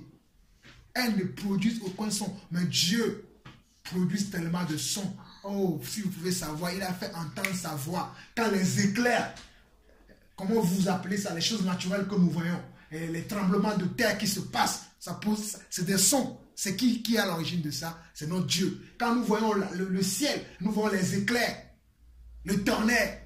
Qui fait ça? Tout ça, c'est Dieu. Mais les hommes vont dire aujourd'hui qu'il n'y a pas Dieu. Et ils vont adorer toujours des dieux qui ne sont pas de Dieu. Qui ont des yeux mais qui ne peuvent pas parler. Qui ont des bouches mais qui ne peuvent pas parler. Les hommes vont adorer ça. Et on va croire que Dieu va nous pardonner cela. Et nous-mêmes, parce que Dieu nous a aimés, comme on le dit vers le premier verset, que nous devons donner la gloire à Dieu, il nous a aimés, il nous a donné la bonne santé, il nous a donné une bénédiction qu'on peut toucher, qui est palpable. Nous commençons maintenant à idolâtrer cette bénédiction. Nous commençons à idolâtrer nos conjoints. Nous commençons à idolâtrer les biens matériels que Dieu nous a donnés. Nous commençons à idolâtrer même les hommes qui sont faits à l'image de Dieu, au lieu de adorer Dieu. Donner gloire à Dieu. Moi, je me suis fait coupable lorsque Dieu m'a fait, regarde. Il faut que je te montre la profondeur de ma parole pour que tu puisses comprendre. Tu dois sortir de certaines choses qui sont encore en toi et être consacré totalement à moi. J'ai dit, Seigneur, vide-moi encore. J'ai besoin d'être vidé. Peut-être vous, ça ne vous parle pas. Mais moi, je suis sincère avec vous. Quand Dieu m'a fait comprendre ce message-là que je suis en train de... À ce moment, quand je parle à quelqu'un, je dis, va lire Psaume 115. Toutes les personnes que j'ai eues cette semaine, la semaine dernière, je ne parle que de ce psaume-là. Parce que Dieu m'a vraiment parlé au travers de ce psaume, même avec mes enfants. On priait l'autre jour, on a ouvert, on a tombé encore sur ça. On a lu ça, on a dit, regardez ce que Dieu nous dit. Qu'est-ce qui fait que les hommes aujourd'hui sont tombés dans les péchés? C'est l'idolâtrie. Parce que de lui donner la gloire à Dieu, ils veulent donner la gloire à eux-mêmes. Oui, c'est moi qui sais, c'est moi qui fais, c'est moi qui connais, c'est moi qui suis. Moi, je ne suis rien. Mais mon Dieu, il est le Tout-Puissant. Je vous ai dit tout à l'heure que les gens se disent dans ma famille, il est où son Dieu? Parce qu'à longueur de journée, des fois, même quand je suis avec les gens, avant de partir, je dis quand même, on va prier. Mais je sais que c'est des gens qui ne croient pas. Mais je leur propose, on va prier. Et on prie. Je parle de qui? Des fois, c'est comme s'ils vont dire, on n'a pas envie. Mais bon, ils font ça parfois, on va prier et puis ils suivent. Ils se demandent, mais il est où son Dieu? Regarde comment il est misérable. Regarde leur vie, ils n'ont rien. C'est vrai, je n'ai rien. Mais au moins j'ai Dieu. Amen. Oh, je n'ai rien, mais j'ai Dieu. Et regardez ce qu'il dit dans la suite. C'est là où c'est intéressant, la finition de ces psaumes-là. Nous sommes au verset 9. Il dit, Israël, confie-toi en l'Éternel. Il est leur secours et leur bouclier. Israël représente qui? L'Église. Israël représente qui? Vous et moi. En qui nous devons nous confier? À l'Éternel. Et non au travail de nos mains, à ce que nous avons pu accomplir. Il continue. Maison d'Aaron, confie-toi à l'Éternel. Maison d'Aaron. Vous savez que Aaron, c'est la descendante de qui? D'Abraham. Parce que quand on va voir la lignée d'Aaron, quand on va partir au bout, on verra qu'il y a Abraham. On verra qu'il y a Abraham, qu'il y a David. Et toutes ces personnes-là. On nous dit, maison d'Aaron, confie-toi à l'Éternel. Il est leur secours et leur bouclier. Vous qui craignez l'Éternel, confiez-vous en l'Éternel. Je n'ai jamais vu Dieu dire à quelqu'un de se confier à l'homme. Il dit, vous qui craignez l'Éternel, confiez-vous en qui? À Jean-Paul Lawson? Non. Confiez-vous au frère Patrick? Non. Confiez-vous à Georges? Non. Confiez-vous à Alain Patrick? Non. Confiez-vous à qui? À Dieu. Mais certes, si tu as besoin de conseils, tu peux appeler Jean-Paul, mais celui en qui tu dois te confier, c'est qui? Dieu. Il est leur secours et leur bouclier. L'Éternel se souvient de nous. il bénira. Il bénira la maison d'Israël, il bénira la maison d'Aaron. Pourquoi les gens aujourd'hui, ils se tournent vers d'autres dieux? Ils sont à la quête de quelque chose. Ah, parce qu'on a dit que si tu vas faire telle chose, tu vas voir tel marabout, tel sorcier, tel truc, tu auras telle chose. Mais moi, je sais que mon Dieu, tôt ou tard, il me bénira. Peut-être aujourd'hui, je n'ai pas encore été béni. Moi, je sais que je suis béni. Mais pour les hommes, vu que je n'ai pas une grosse voiture, une grosse maison, une grande chemise, pour eux, je ne suis pas béni. Mais moi, je sais que je suis béni, car la parole me dit que j'ai été béni de toutes les bénédictions de Dieu. De toutes, hein. Et c'est de toutes même au pluriel. Ça veut dire qu'il n'y a aucune bénédiction que Dieu ne m'a pas donnée. Peut-être il y a certaines bénédictions qui ne se sont pas encore manifestées physiquement. Mais je crois dans le nom de Yeshua que je suis béni. Même si parfois je n'ai pas de quoi manger. Je vous dis la vérité, mes frères. Des fois, je n'ai pas de quoi manger, mais je suis béni. Des fois, je suis malade. J'ai tellement mal au dos. Je dis, Seigneur, comment se fait-il que j'ai mal au dos comme ça? Mais après, je me dis, Seigneur, je suis béni. Parce que je connais dans la Bible les hommes qui ont été bénis, mais qui étaient malades, qui avaient du mal, qui n'avaient pas à manger. Mais ils étaient quand même bénis. Donc moi aussi, peu importe que je sois bien ou pas, je suis quand même béni. C'est pour ça qu'il dit, il bénira la maison d'Aaron. Il bénira ceux qui craignent l'Éternel. Mon frère, ma soeur, pour voir la main de Dieu dans ta vie, ce n'est qu'une question de temps. Parce que Dieu agit dans le temps. Dieu agit dans le temps et Dieu va agir. Mais toi, seras-tu au rendez-vous lorsque Dieu va agir? Ou bien seras-tu avec les dieux étrangers? Parce qu'il dit, il bénira ceux qui le craignent. Dieu va bénir, mais Dieu ne va pas bénir tout le monde. Hein. Aujourd'hui, nous appelons certaines personnes, ils sont bénis. Mon œil. Vous allez dire que je suis méchant ou ce n'est pas parce que la personne a une grande maison, une belle voiture, tout le monde le connaît qu'il est béni. Hein. Il est peut-être maudit. Amen. Comme le frère l'a dit. Il est peut-être même maudit. Vous le voyez comme ça, tout le monde à la une des journaux, tout le monde parle de lui. On dit, ah, et ça devient maintenant l'objectif de certains. Ah, si moi aussi je pouvais être comme celui-là. Oh, moi, mon objectif, c'est d'être comme Jésus. Ou mon objectif, si je ne peux pas arriver à être comme Jésus, au moins que je sois arrivé comme Paul. Ou je sois comme Jean. Des fois, j'ai l'habitude de dire que je m'appelle Jean-Paul. Si je ne peux pas arriver à la statue de Jésus, au moins que Dieu me fasse grâce, que j'arrive au moins à la statue de Jean ou de Paul. C'est quand je lis les livres de ces personnes, la manière dont ils ont marché avec Dieu, la manière dont ils ont communié avec Dieu, la manière dont ils ont donné gloire à Dieu, je me dis, Seigneur, il faut que j'arrive à ce niveau moi aussi. C'est ça mon objectif. C'est ça la bénédiction. La vraie bénédiction de Dieu, la Bible dit qu'elle est sans su de quoi chagrin. Mais tu sais, ces personnes que nous voyons souvent dans la rue, ou bien nous voyons dans nos familles, avec les grandes voitures, les grandes maisons, si vous pouvez savoir quand ils sont chez eux, comment ils sont en train de pleurer, comment d'autres sont dans l'alcool, dans la drogue, dans les choses, ils ne peuvent même pas. Vous et moi, on est là comme ça, ils ne peuvent, ils sont dans la peur. Mais vous et moi je n'ai plus peur. La seule peur que j'ai, c'est de ne pas tomber de la main de Dieu. Parce que là, Dieu m'a attrapé dans sa main. Et je suis avec lui. La seule peur que je peux avoir, c'est de ne pas lâcher la main de Dieu. Mais je n'ai pas peur que oui, si demain je n'ai plus de maison, que vais-je faire? Si demain je n'ai plus de travail, que vais-je faire? Si demain je n'ai plus ceci, que vais-je faire? Non, parce que je sais que la Bible, sa parole dans la parole, Dieu a dit que ceux qui le craignent, il fait quoi? Il est béni. Je sais que dans sa parole, Dieu a dit quoi? Que ceux qui le craignent, ceux qu'il a appelés, il les a fait quoi? Il les a glorifiés. Ceux qu'il a appelés, il a fait quoi? Il les a justifiés. Même si des fois l'homme me calomnie. Je dis, ah Seigneur, je sais qu'un jour tu me justifieras parce que ceux que tu as appelés, tu les as justifiés. Peut-être aujourd'hui ma justification ne se voit pas. Mais un jour viendra où ta justification se fera. Les gens qui se moquent de toi. Ah oui, depuis que la crue maintenant, Sandra, là, on ne peut plus la parler. Oui, allez, là, on ne peut plus le voir. Oh non, oui, Dieu. Aujourd'hui, c'est toi qui es traîné partout. Même quand tu veux parler, on dit, mais elle est encore là, celle-là. Parce qu'on ne voit pas ton Dieu. je veux te dire par la parole de l'Éternel aujourd'hui que tu dois continuer. Parce que l'ennemi cherche à te détourner au lieu que tu... Parce que quand nous faisons ça, mes frères, quand Dieu m'a expliqué ça, j'ai dit, quand nous faisons ça, nous sommes en train de donner gloire à Dieu.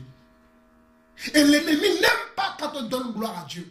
Et puisqu'il n'aime pas qu'on donne gloire à Dieu, il va toujours minimiser ce qu'on fait pour qu'on puisse dire que ce n'est pas assez ce que j'ai fait. Vaut mieux que je fasse autour. Peut-être quand je parle de Dieu, je saoule les gens avec mon histoire de Dieu, je ne parlerai plus. Non, moi je parlerai toujours de mon Dieu. Partout où j'irai. Même si c'est les gens qui vont me chasser. Mais ce n'est pas moi qui va dire non, peut-être je suis... Non, c'est les gens qui diront, on a assez de toi. Vas-y avec ton Dieu. Mais moi je ne vais pas dire oh non. Non, parce que mon Dieu a besoin d'être glorifié. Mon Dieu a besoin de recevoir la gloire tous les jours. La Bible dit d'ailleurs que devant son trône. Là, pendant que nous sommes là, il y a des gens qui sont là. Jérémie a dit, gloire, et nous manquons de dire gloire à Dieu. Il y a des gens qui sont là, là-haut, là. 24, les 24 vieillards qui sont là tout le temps. Gloire, leur rôle c'est ça. Gloire, honneur, c'est tout ce qu'ils donnent à Dieu. Et nous, le peu d'instants que Dieu nous a donné sur la terre, nous n'arrivons pas à faire ça. Parce qu'il y a d'autres dieux, d'autres choses qui veulent prendre la place de Dieu dans notre cœur. Je continue. L'Éternel vous multipliera comment? Ses faveurs. L'Éternel vous multipliera ses faveurs à vous et à vos enfants. Lorsque nous faisons ce que je suis en train de dire et que nous persévérons, nous sommes toujours dans l'adoration du Seigneur, la gloire de Dieu. Je le redis encore, que l'adoration, ce n'est pas lorsque tu chantes. C'est une forme d'adoration. Ce n'est pas uniquement lorsque tu loues. L'adoration, c'est lorsque tu parles que de ton Dieu. Il y a des gens, tu vas dire, il a un travail. Il va dire grâce à Dieu. Il dit, tu veux avoir un enfant, grâce à Dieu. Ah, demain, est-ce que tu veux aller à vacances, grâce à Dieu. Des fois, quand je dis ça, les gens ils me disent, mais arrête de nous dire tout le temps grâce à Dieu. Non, mais Dieu t'a déjà donné un travail. Non, grâce à Dieu. Parce que le travail, demain, je peux le perdre. La vie que j'ai, la respiration, le mouvement et l'aide que j'ai, demain, je peux le perdre. Donc, je dis toujours, grâce à Dieu.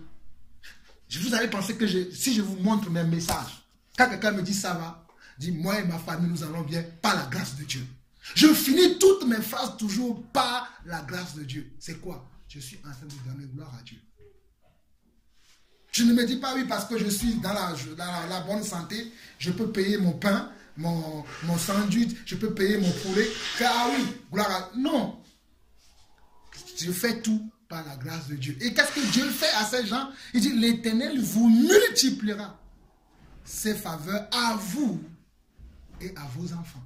C'est-à-dire, celui qui vit comme ça, celui qui ne respire que par Dieu, il ne fait tout que par Dieu, non seulement Dieu le bénit, mais Dieu ne s'arrête pas sur lui. Oh mon Dieu, il va continuer cela sur ses enfants. Tu bénis Dieu aujourd'hui.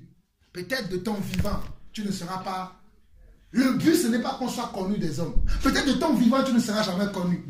Mais à ta mort, ta descendance. Oh, j'aime Jésus. Jésus est mort, mais à la descendance de Jésus, on a vu les apôtres, comment ils ont été connus. On a vu comment nous, aujourd'hui, nous connaissons Dieu. Peut-être aujourd'hui, tu fais des choses, personne ne te connaît. Personne ne sait que, il y a un tel qui est là, un tel qui est ici, un tel qui fait telle chose. Mais, si tu persévères, tes enfants vont bénéficier les choses que tu as semées. Nous sommes en train de semer. Mais est-ce que nous allons être fatigués de semer ou continuer à semer? Il y a des choses que nous faisons aujourd'hui que peut-être pour nous c'est anodin, c'est normal. Mais je vous assure, ce n'est pas moi. On dit, l'Éternel vous multipliera. Vous savez ce que c'est qu'une faveur? Une faveur, c'est ce que tu ne mérites pas. Faveur, c'est comme la grâce. C'est ce qui n'est pas... Tu arrives à un endroit. Normalement, là où tu es arrivé en retard. Mais le train te voit arriver en retard, il dit non, mais il s'arrête. Il dit, moi, ça m'arrive des fois. Je veux prendre le bus, j'arrive, je vois le bus, il veut partir. Mais il me voit arriver, je ne cours même pas. Mais celui qui conduit le bus, il s'arrête encore. Il dit, Seigneur, merci, c'est encore ta faveur. Comme quelquefois le bus, il part.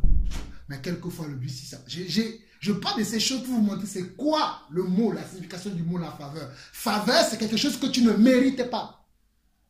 Mais on dit, qu'est-ce qu'on dit? On dit, Dieu, l'Éternel vous multipliera. Il n'a pas dit vous donnera une faveur. Il multipliera ses faveurs. Et je connais quelqu'un dans la Bible à qui Dieu a multiplié sa faveur. C'est lui qui a écrit ces psaumes. David. Dieu a tellement multiplié. Dieu a dit à David que sur son trône, c'est à qui Dieu a dit ça, si ce n'est pas David. Sur ton trône, ou le trône de Dieu, c'est Dieu qui a permis à David d'avoir ce trône-là, il y aura toujours quelqu'un qui sera ta descendance. Vous savez que le trône sur lequel Jésus est assis aujourd'hui, bon, je parle physiquement, dans le sens physique, c'est le trône que David a laissé. Quand vous lisez même dans Acte 2, nous voyons quand les apôtres faisaient l'apologie de comment Dieu leur avait parlé. Ils ont parlé que non, Dieu a suscité quelqu'un qui est né de la descendance de qui? De David. Même Jésus, que nous prions aujourd'hui, il descend de David encore. Nous sommes dans ce verset où il dit, l'Éternel vous multipliera ses faveurs. Je crois que Dieu nous multipliera ses faveurs à nous tous qui sommes ici aujourd'hui, si nous continuons à lui donner quoi? Gloire. Tout à l'heure, vous savez, ce n'est pas pour rien que je dis, j'étais là, quand l'Esprit de Dieu agit en moi, je chante comme ceux-là qui sont dans la Bible, qui sont pour moi une source. J'adore comme eux. Je prie comme eux. J'ai la foi comme eux. Même si parfois je me sens faible, je me dis non, je vais élever ma foi au standard de ceux-là qui sont dans l'écriture. Tout à l'heure, je vous parlais de ce que je suis en train de faire. Mon jeûne. Cette semaine, moi et ma famille, nous sommes dans ce jeûne-là que je disais tout à l'heure. C'est pourquoi? C'est pour élever. Dans ce jeûne-là, je ne fais pas ce jeûne pour être fort, mais pour que Dieu puisse permettre que je puisse tenir encore le cap. Pour que Dieu puisse m'ouvrir encore les yeux, pour que Dieu puisse me donner encore la persévérance, pour que Dieu puisse m'aider à enlever encore tout ce qui est charnel, tout ce qui est de ce monde, tout ce qui est encore de l'idolâtrie, que Dieu puisse enlever tout ça de moi. Je ne jeûne pas pour avoir un CDI, je ne jeûne pas pour avoir beaucoup d'argent, mais je jeûne pour me rapprocher de Dieu. Pour attraper encore les faveurs de Dieu. Car je sais que de moi-même comme ça, je ne pourrai pas. Mais si je m'élimine encore, tout ce qui est charnel, tout ce qui est encore de ce monde de moi, je vais pouvoir le toucher. Et c'est ça la vérité. Et il dit, il vous multipliera ses faveurs à vous et à vos enfants. Et il dit, soyez bénis par l'Éternel qui a fait les cieux et la terre. Les cieux sont les cieux de l'Éternel. Mais il a donné la terre au Fils de l'homme. Dieu a donné quoi aux hommes? La terre. Mais qu'est-ce que les hommes font aujourd'hui? Ils détruisent la terre. Les hommes ils détruisent la terre en faisant quoi? En se haïssant les uns les autres. En se méprisant les uns les autres. En jetant des choses qu'on ne doit même pas jeter sur la terre. Les hommes tuent les hommes aujourd'hui. La première malédiction de la terre est venue par qui? Vous allez me dire que je raconte n'importe quoi. La terre a été maudite pour la première fois par quoi? Par le sang de l'homme. Quand Caïn avait tué son frère Abel, c'est lui qui a fait que la terre a été maudite. Mais Dieu, quand Dieu avait donné la terre à l'homme, la terre n'était pas maudite. Mais c'est les hommes, à cause de leur attitude, leur caractère, leur comportement, leur jalousie, leur esprit néfaste, ils détruisent la terre tous les jours. Et la terre continue à être toujours détruite aujourd'hui. Et quand ces choses se passent, on va accuser Dieu. C'est Dieu qui fait, c'est Dieu qui fait, alors que c'est nous les hommes qui détruisons la terre. À cause de quoi? À cause de notre idolâtrie. Les gens sont tellement idolâtres qu'ils voient certains, ils sont en train de mourir. Ils n'ont même pas envie de les sauver. Ils les laissent mourir. Et on va donner ça à Dieu. Même si on donne à Dieu, mais Dieu, il est Dieu, comme on l'a vu au verset 3. Non, Dieu est au ciel, il fait ce qu'il veut. Dieu n'a pas de compte à me rendre. Moi, je dois le comprendre, mais lui ne n'a pas besoin de me comprendre. Si je me c'est pour ça que les gens ont du mal à aller vers lui. Ah oui, c'est un Dieu, comme je parlais dernièrement avec une oncle de mon épouse. Il m'a dit, mais votre Dieu, il est comme ça, il fait les choses. Moi, je ne comprends pas pourquoi. J'ai commencé à lui dire que tu ne peux pas poser des questions à Dieu. En disant à Dieu, pourquoi tu as fait telle chose comme ça? Parce que pour toi, ce n'est pas normal. Dieu, lui, quand il le fait pour lui, c'est normal. Tu dois l'accepter. Il a dit, non, moi, si c'est comme ça, je ne suivrai pas Dieu. Donc, il m'a parlé comme ça. Moi, je sais que, Jean-Paul, tu dois t'arrêter là. Tu ne dois plus continuer à dire quelque chose. Tu vas continuer à donner gloire à Dieu. Moi, j'ai dit, en tout cas, moi, je donne gloire à Dieu. Je continue à le glorifier. Même s'il y a des choses sur la terre que, à mon sens naturel, je trouve que ce n'est pas normal. Mais je ne vais pas l'imputer à Dieu pour dire pourquoi il y a ça. Il m'a même sorti l'histoire de pourquoi il y a certains qui tuent certains. Je dis, mais c'est la faute à Dieu, je pense que c'est deux sur certains. C'est parce que ces gens ne veulent pas donner gloire à Dieu. Parce que s'ils veulent donner gloire à Dieu, ils ne tueront même pas. Et dans la suite du verset, il dit, les cieux sont les cieux de l'Éternel, mais il a donné la terre au Fils de l'homme. Ce ne sont pas les morts. Oh, j'aime ces parties. Il dit, ce ne sont pas les morts qui célèbrent l'Éternel. Ça remonte à quand la dernière fois où tu as célébré Dieu. Je le dis encore, célébrer Dieu, ce n'est pas, oui, bam, bam, bam, alléluia, oui, zambé. Non, ce n'est pas tout ça là. C'est une forme d'adoration. Mais célébrer Dieu, c'est aussi la manière dont tu lui donnes de la révérence.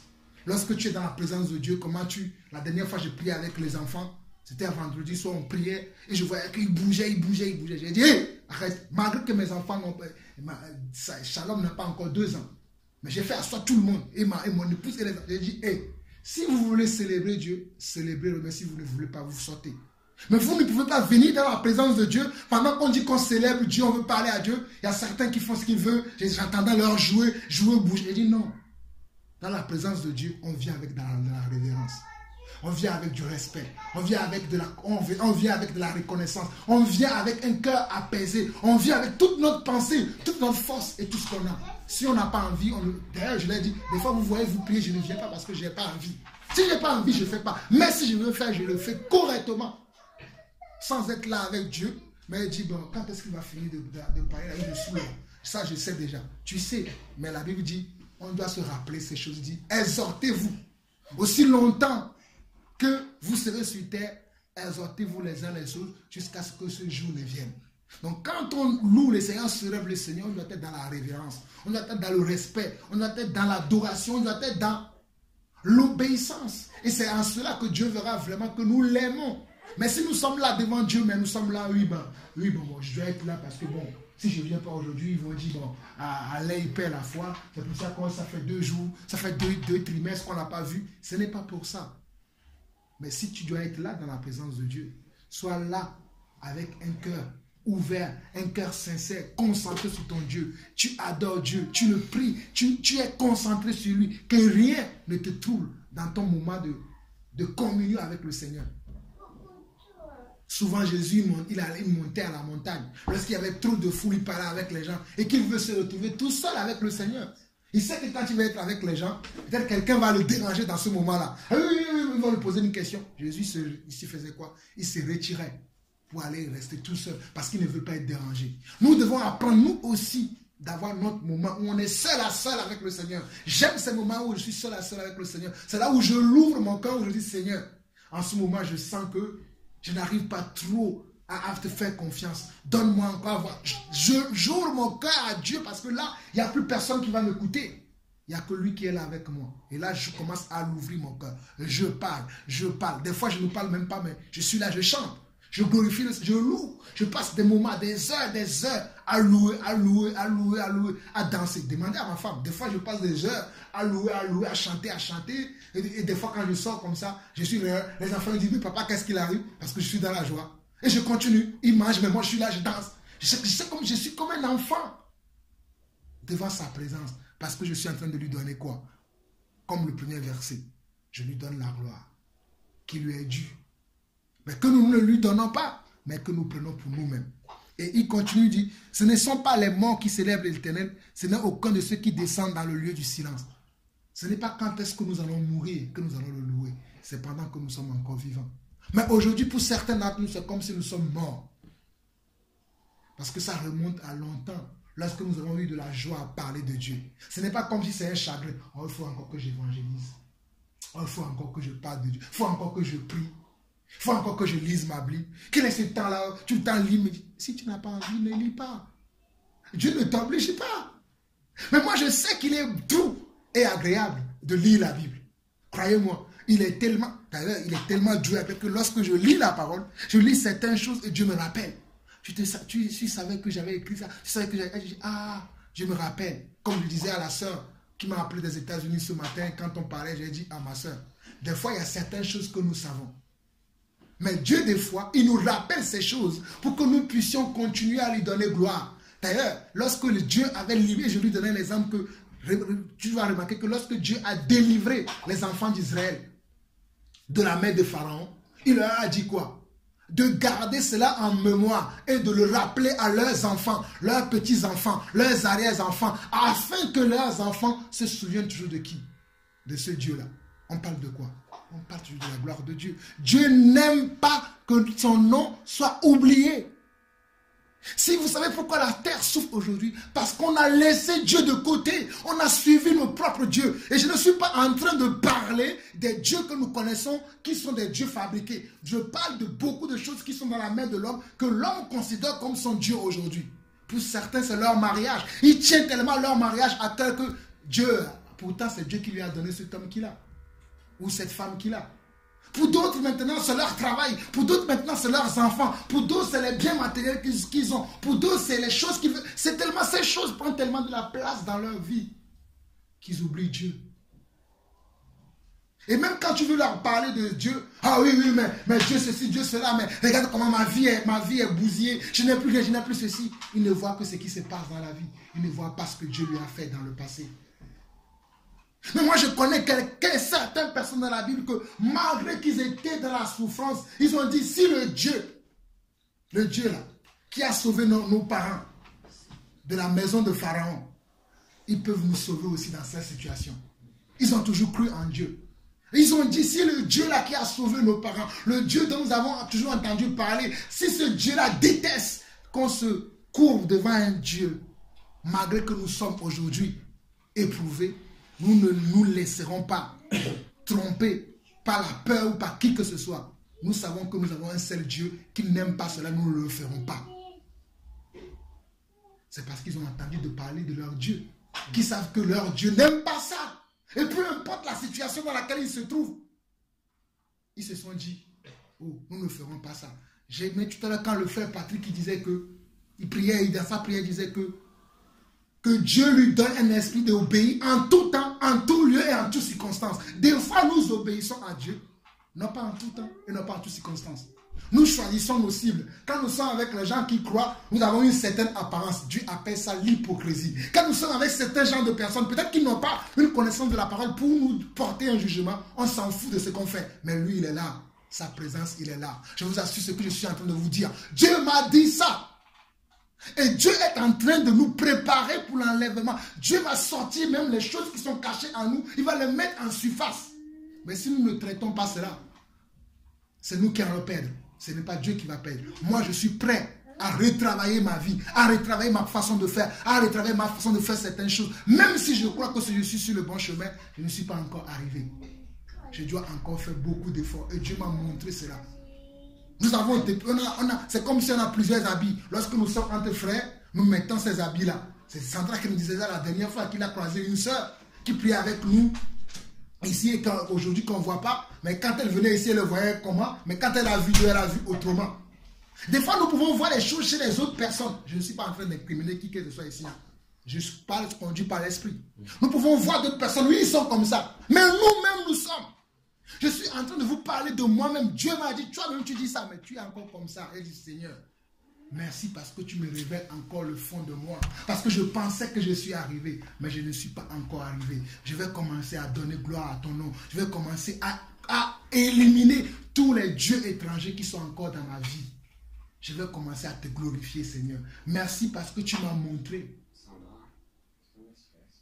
Et c'est très important que nous puissions faire ce travail-là. Et il dit, vers la fin, il dit, mais nous bénirons l'Éternel dès maintenant et à jamais. Et il dit, louez l'Éternel. J'avais commencé, je vais finir. On va finir. Nous revenons dans 2 Samuel, où nous étions avant que le Seigneur a permis que je commence par là où je devais finir, qui était le psaume 115. Revenons dans 2 Samuel. 2 Samuel 24. Revenons dans 2 Samuel. Oh Seigneur, merci pour ta parole.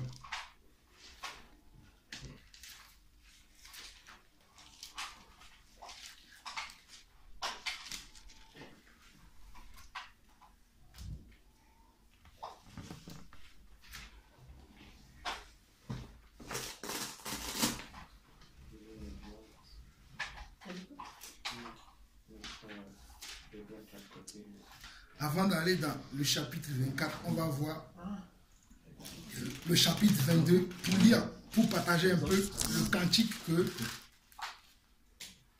le cantique que David a adressé à l'Éternel. C'est bon? 2 Samuel chapitre 22, il dit quoi? Il dit cantique de délivrance composé par David. Il dit David adressa à l'Éternel les paroles de ce cantique lorsque l'Éternel lui délivrait de la main de tous ses ennemis et de la main de Saül. Il dit l'Éternel est mon rocher, ma forteresse, mon libérateur. Dieu est mon rocher où je trouve un abri, mon bouclier et la force qui me sauve, ma haute retraite et mon refuge. Ô mon sauveur, tu me garantis de la violence. Je me crie, loué soit l'Éternel, et je suis délivré de mes ennemis. Car les flots de la mer m'avaient environné, les torrents de la destruction m'avaient épouvanté, les liens du séjour des morts m'avaient enlacé, les filets de la mort m'avaient surpris. Dans ma détresse, j'ai invoqué l'Éternel, j'ai invoqué mon Dieu. De son palais, il a entendu ma voix et mon cri est parvenu à ses oreilles. Tous ces versets que je lis là, si vous regardez dans le livre des Psaumes, vous allez les retrouver tous. Mais c'est ce jour-là que David, lorsqu'il était dans les problèmes, lorsqu'il était dans les contraintes, il était dans les épreuves, David a fini par comprendre que c'est Dieu qui l'a délivré de toutes ces épreuves.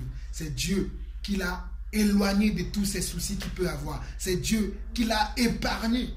Mais nous, aujourd'hui, lorsque Dieu nous épargne, Dieu peut des fois utiliser les hommes pour nous épargner. Nous commençons à adorer les hommes.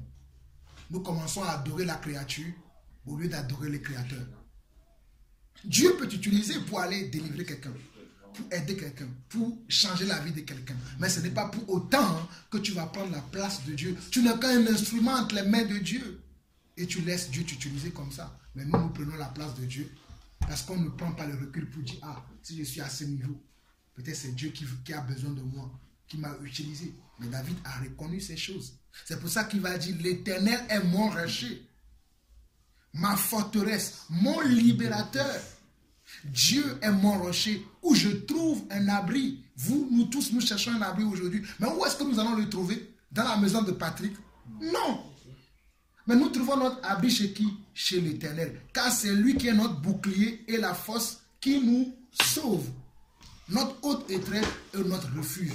Ô mon sauveur, tu me garantis de la violence. Je me crie, loué soit l'Éternel et je suis délivré de mes ennemis. Car les flots de la mort m'avaient environné, les torrents de la destruction m'avaient épouvanté, les liens du séjour des morts m'avaient enlacé, les filets de la mort m'avaient surpris.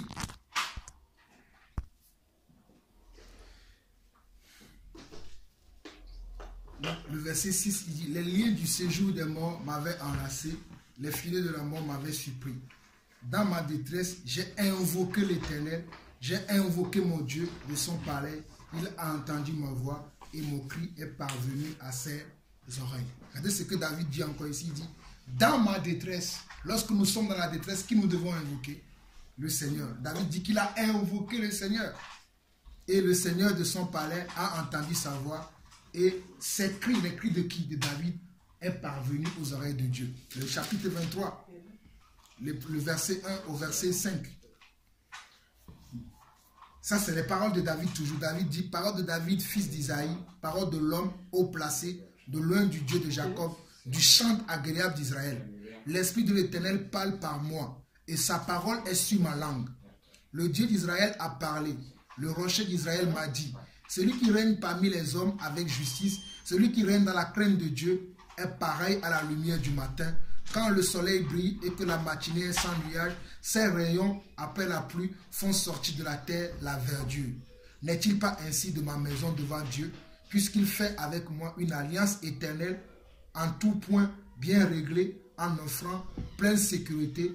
Ne fera-t-il pas germer tout mon salut et tous mes désirs?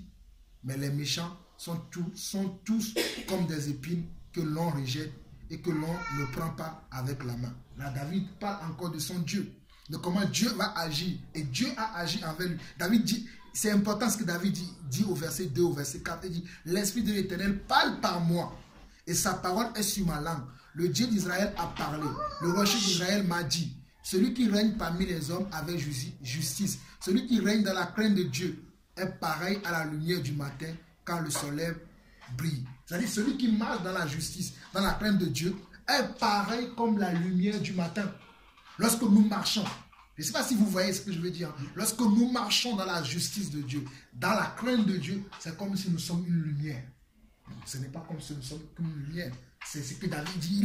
Il dit, est pareil à la lumière du matin quand le soleil brille et quand la matinée est sans nuage.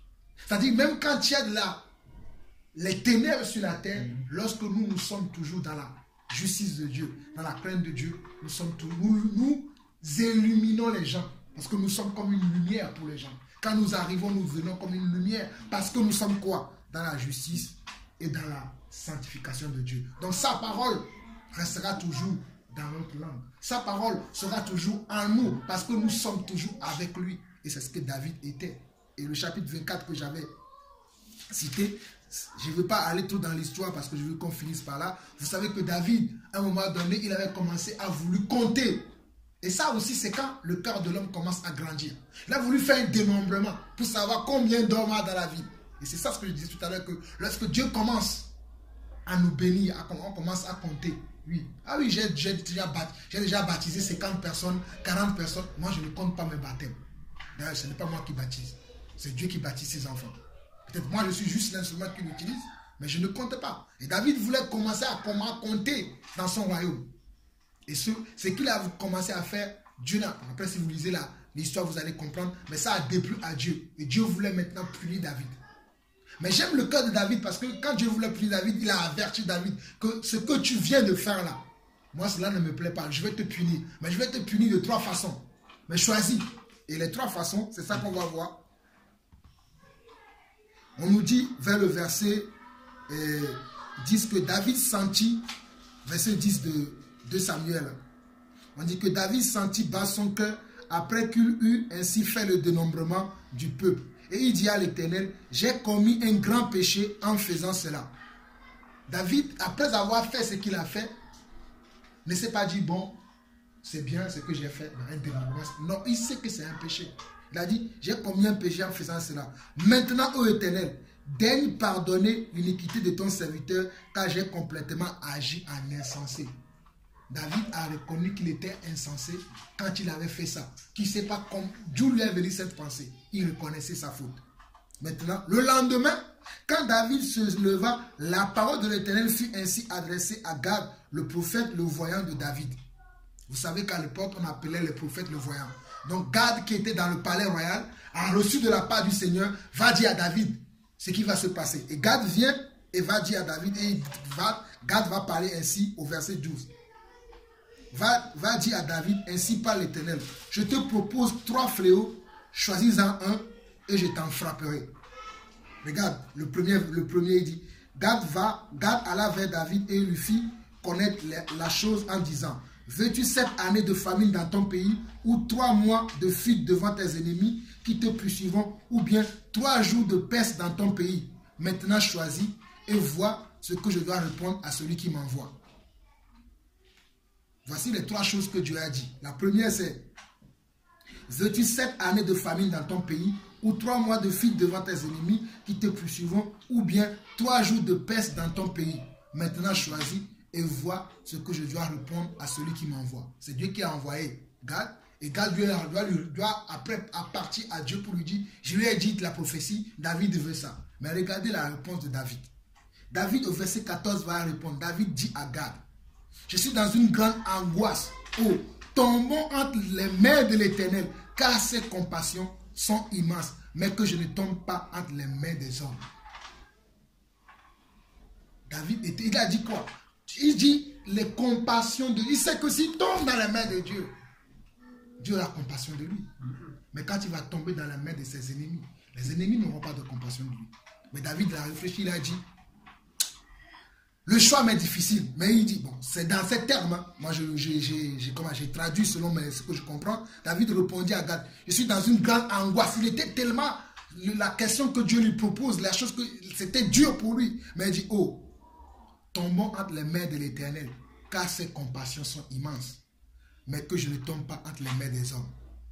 L'Éternel envoya la peste en Israël depuis le matin jusqu'au temps fixé et Dan Béché Babon. Après, l'Éternel a envoyé la peste selon les 3 jours, parce que c'est Dieu qui voulait cela. Mais regardez ce que David a choisi. Si David était quelqu'un qui n'avait pas la crainte de Dieu, il va dire non, que la famine vienne. Lui, il va manger parce qu'il sait que dans sa maison, il aura à manger. Mais il a vu que ce qu'il a fait, il a choisi ce qu'il était bon et pour lui et pour tout le peuple. Et il savait aussi que Dieu était comment? J'aime bien ce qu'il a dit, parce qu'il a dit que Dieu est un Dieu de compassion. C'est pour ça que nous ne devons pas oublier, même si parfois il nous arrive de tomber dans un péché. Je ne dis pas que nous avons l'habitude de pécher, après on va prier. Il nous arrive de pécher, parce que David n'était pas quelqu'un qui tombait dans les péchés, après il priait. Parce que si vous voyez, David était quelqu'un qui regrettait toujours ses péchés et ne le commettait plus. Ce n'est pas quelqu'un qui commet un péché aujourd'hui, demain il le fait, non. David, il voit ce qu'il vient de faire, il ne le refera plus. Il apprend au travers d'un péché. Mais ce n'est pas quelqu'un qui tombe dans un péché, après il refait, il revient, il refait, non. Mais quand il fait un péché, il sait que Dieu aussi est un Dieu de compassion, est un Dieu de miséricorde. D'ailleurs, Dieu le dit qu'il est un Dieu. Et c'est pour ça que David s'est dit, c'est un Dieu de compassion. Tombons plutôt entre ses mains, plutôt que de tomber dans la main d'ennemis. Et Dieu a entendu ce que David a dit. Et Dieu a choisi. Et la peste est arrivée. Mais qu'est-ce que David a fait? David savait qu'il avait péché. Et quand Dieu voulait le punir, il n'a pas fui la punition. Il a dit, je veux plutôt tomber entre les mains de Dieu, plutôt que de tomber entre les mains des hommes. Et beaucoup d'entre nous aujourd'hui, nous fuyons. Au lieu que Dieu voit notre misère, on veut se paraître beau devant les gens. C'est là qu'on fait des compromis. Pourquoi je vais pris ces passages-là pour finir? Je voulais commencer par là, mais le Seigneur a voulu que je finisse par là. Nous ne devons pas avoir crainte de tomber. Mes frères, je n'ai pas honte que les gens disent de moi que je connais Dieu, mais que je n'ai rien. Des fois, pour voiler notre apparence, on se dit, oui, que ça fait 10 ans que je suis dans le Seigneur. Les gens vont dire que oui, il est dans le Seigneur, mais il n'a rien. Non. Nous ne devons pas avoir honte de notre Seigneur. Nous ne devons pas avoir à nous justifier devant les gens, parce que nous n'avons rien à prouver aux gens. C'est Dieu qui va nous justifier devant les hommes. Et c'est sans cela que nous faisons des compromis, que nous allons tisser des alliances hors Dieu. Nous allons faire des alliances avec les gens, les alliances dans lesquelles Dieu n'existe pas. Dieu n'y est pas. Alors que tout ce que nous devons faire, il faut que Dieu soit là-dedans. Mais David, il a compris, il a dit non. Je ne veux pas tomber dans les mains de mes ennemis, mais je préfère tomber dans la main de Dieu. Je ne vais pas aller vers les autres, mais je vais toujours rester chez Dieu parce que je sais que Dieu aura toujours compassion de moi. C'est comme ça qu'un enfant doit réfléchir. Peu importe ce qui se passe dans sa vie, il doit avoir confiance en Dieu. Que Dieu le délivrera de toutes choses. D'ailleurs, la Bible, dans le Nouveau Testament, nous voyons les apôtres dire tout le temps dans plusieurs lettres que le Dieu de quoi? De la persévérance. Que le Dieu, des fois il dit le Dieu de la persévérance, des fois il dit le Dieu de la consolation, vous donne comment? Tous les âmes afin que vous puissiez lutter contre. C'est ça que nous devons comprendre. Que peu importe ce qui se passe, nous devons être toujours dans la persévérance. Et quand nous sommes dans la persévérance, qu'est-ce que nous faisons? Ça veut dire que malgré ta situation, tu fais quoi? Tu donnes gloire à Dieu. C'est ça ce que nous devons comprendre. Ça veut dire que malgré ton épreuve, malgré ta situation, tu donnes gloire à Dieu. Parce que ce que je dis, c'est peut-être c'est anodin pour nous. Des fois, on est là, on se plaint même, Seigneur, oui, il y a toujours ça. Oui, je suis toujours célibataire, je ne suis pas encore... Comme des fois, je vois des gens dire ça. Moi, j'ai la peur que je ne vais plus me marier. Ça, c'est Satan. Donne toujours gloire à Dieu, peu importe ta situation. Tu es malade, donne toujours gloire à Dieu. Tu n'as pas de quoi manger, donne toujours gloire à Dieu. Car les oiseaux ne sèment ni ne moissonnent, mais Dieu dit qu'ils mangeront. Et toi, qui l'as créé à son image et à sa ressemblance, c'est toi qui ne mangeras pas. C'est pour ça que nous devons donner gloire toujours à Dieu et savoir que Dieu a toujours compassion de ses enfants. Comme j'ai dit tout à l'heure que c'est juste qu'un temps. Des fois quand nous passons par certaines épreuves, certaines situations, c'est juste pour un temps. Ce n'est pas définitif. Même si ce serait définitif, parce que j'aime pas vous dire que des fois ça peut être définitif. Nous avons vu comment ils ont lapidé l'apôtre Jacques. Ils ont lapidé Étienne. C'était définitif. Mais même dans la lapidation, Étienne a donné gloire à Dieu. Est-ce que nous pouvons faire ça? Même dans la lapidation, Étienne, il disait, Père, pardonne-leur car ils ne savent pas ce qu'ils font. Aussitôt, le ciel s'est ouvert. Il a vu quoi? Il a vu la gloire de Dieu. Ça ne rejoint pas ce que nous avons vu dans le verset tout à l'heure. Dieu fait quoi? Il multiplie ses faveurs toujours à ceux qui craignent son nom. Les autres le lapidaient. Au lieu que lui, il se dit, ah oui, non, mais Seigneur, punis. Il n'a pas dit, il a dit, Seigneur, pardonne-leur car ils ne savent pas ce qu'ils font. Il a parlé comme Jésus. Et la Bible dit dans les versets qui suivent, tout de suite ses yeux s'est ouvert. Le ciel s'est ouvert aussi pour lui. Et il a vu Jésus. Il est parti.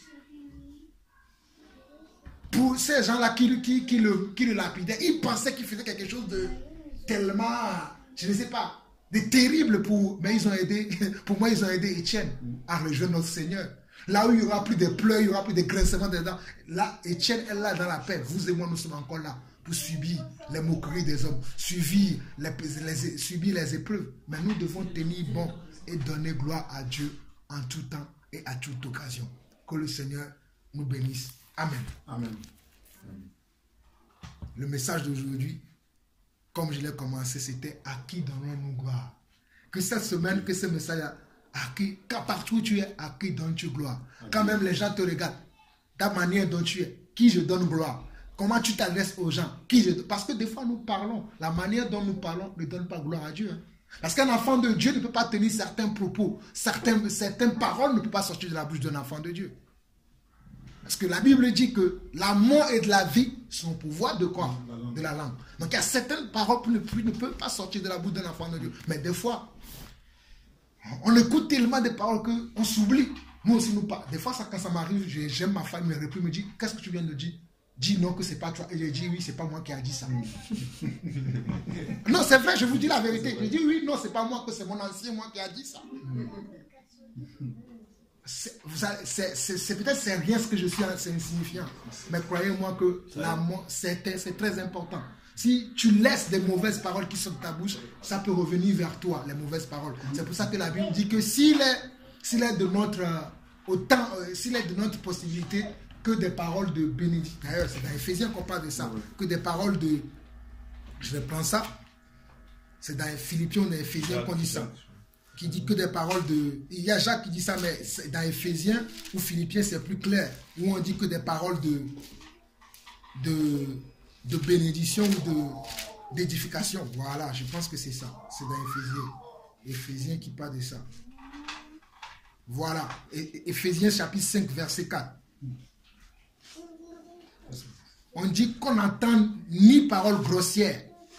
Mes frères, je vous assure que j'en ai assez de subir les grossièretés des gens. Je ne veux même pas citer les mots. J'ai tellement écouté les grossièretés, surtout quand j'étais au cabinet comptable, croyez-moi, les grossièretés, waouh, ça allait quoi. Et c'est en cette période, quand je l'entends des fois, je parle, il dit non, tu ne dois pas dire ça, il dit oui, c'est pas moi. Parce qu'à force d'écouter certaines personnes, on dit qu'on n'entend ni paroles grossières, ni propos insensés ou équivoques, choses qui sont contraires à la bienséance, qu'on attend plutôt des actions de quoi? Ça rejoint quoi? Toujours la louange à Dieu. Lorsque nous disons des paroles qui ne doivent pas sortir, nous donnons gloire à l'autre. J'ai marqué un point. J'ai marqué un point. Donc, efforçons-nous. C'est pas facile, hein, mais efforçons-nous d'avoir ça, même dans la pensée. Quand la pensée vient, non, moi, c'est pas pour moi ça. Tu le rejettes, la pensée. Mais si tu la laisses, tu vas la nourrir, ça va produire des fruits, ça va t'amener à la chose où tu ne dois pas arriver. Donc, c'est très important. Donnons gloire à Dieu. Qui donnons-nous gloire? Est-ce que nous donnons gloire à notre Dieu ou nous donnons gloire à ce que nous avons, les idoles, comme nous avons vu dans le psaume 115. Et chacun d'entre nous a un idole. Moi, à mon avis, à mon tour, j'ai reconnu les idoles que j'ai et j'ai prié le Seigneur. Je continue de prier le Seigneur, que le Seigneur puisse me délivrer de tous ces idoles et que je puisse me consacrer totalement à lui, pour être totalement à lui et que tout ce qui sort de ma bouche soit pour la gloire de son nom, afin que moi, non seulement moi, je sois béni, mais que ma descendance aussi soit bénie. Je suis en train de préparer non seulement ma vie, mais je prépare aussi la descendance de mes enfants. Vous savez que le Seigneur a béni jusqu'à la 7e génération. Mais dans la nouvelle génération, le temps de grâce, ce n'est pas simplement jusqu'à la 7e génération. Parce que si tu fais bien et que tes enfants font bien, ça va aller, c'est pour tout le monde. Il n'y aura pas de fin. Donc c'est important que nous fassions bien pour que ceux qui nous voient, d'ailleurs quand nous faisons bien, nos enfants, ils nous voient. Hein. La manière dont tu parles à ta femme, Tu es là, tu agresses ta femme tout le temps. Lorsque ton fils ou ta fille va se marier, elle va agresser ou bien elle va agresser sa femme tout le temps. Mais si tu es là tout le temps, ah chérie, oh, tu dis ah merci, tu parles avec de la gentillesse, c'est ce que ton fils ou ta fille a vu. Est-ce que lui aussi va faire? Bon bref, je ne veux pas beaucoup parler, mais que le Seigneur nous donne vraiment à le donner la gloire. Amen. Amen. Je ne sais pas si quelqu'un veut partager quelque chose. Moi, je vais encore donner gloire à Dieu. Selon que le Seigneur m'inspire encore, j'ai encore envie de chanter, de glorifier Dieu. Parce que je suis dans la joie. Ouais. Mes frères, je suis dans la joie. Je n'ai rien, mais je suis dans la joie. La joie du Seigneur est ma force. Amen. Amen.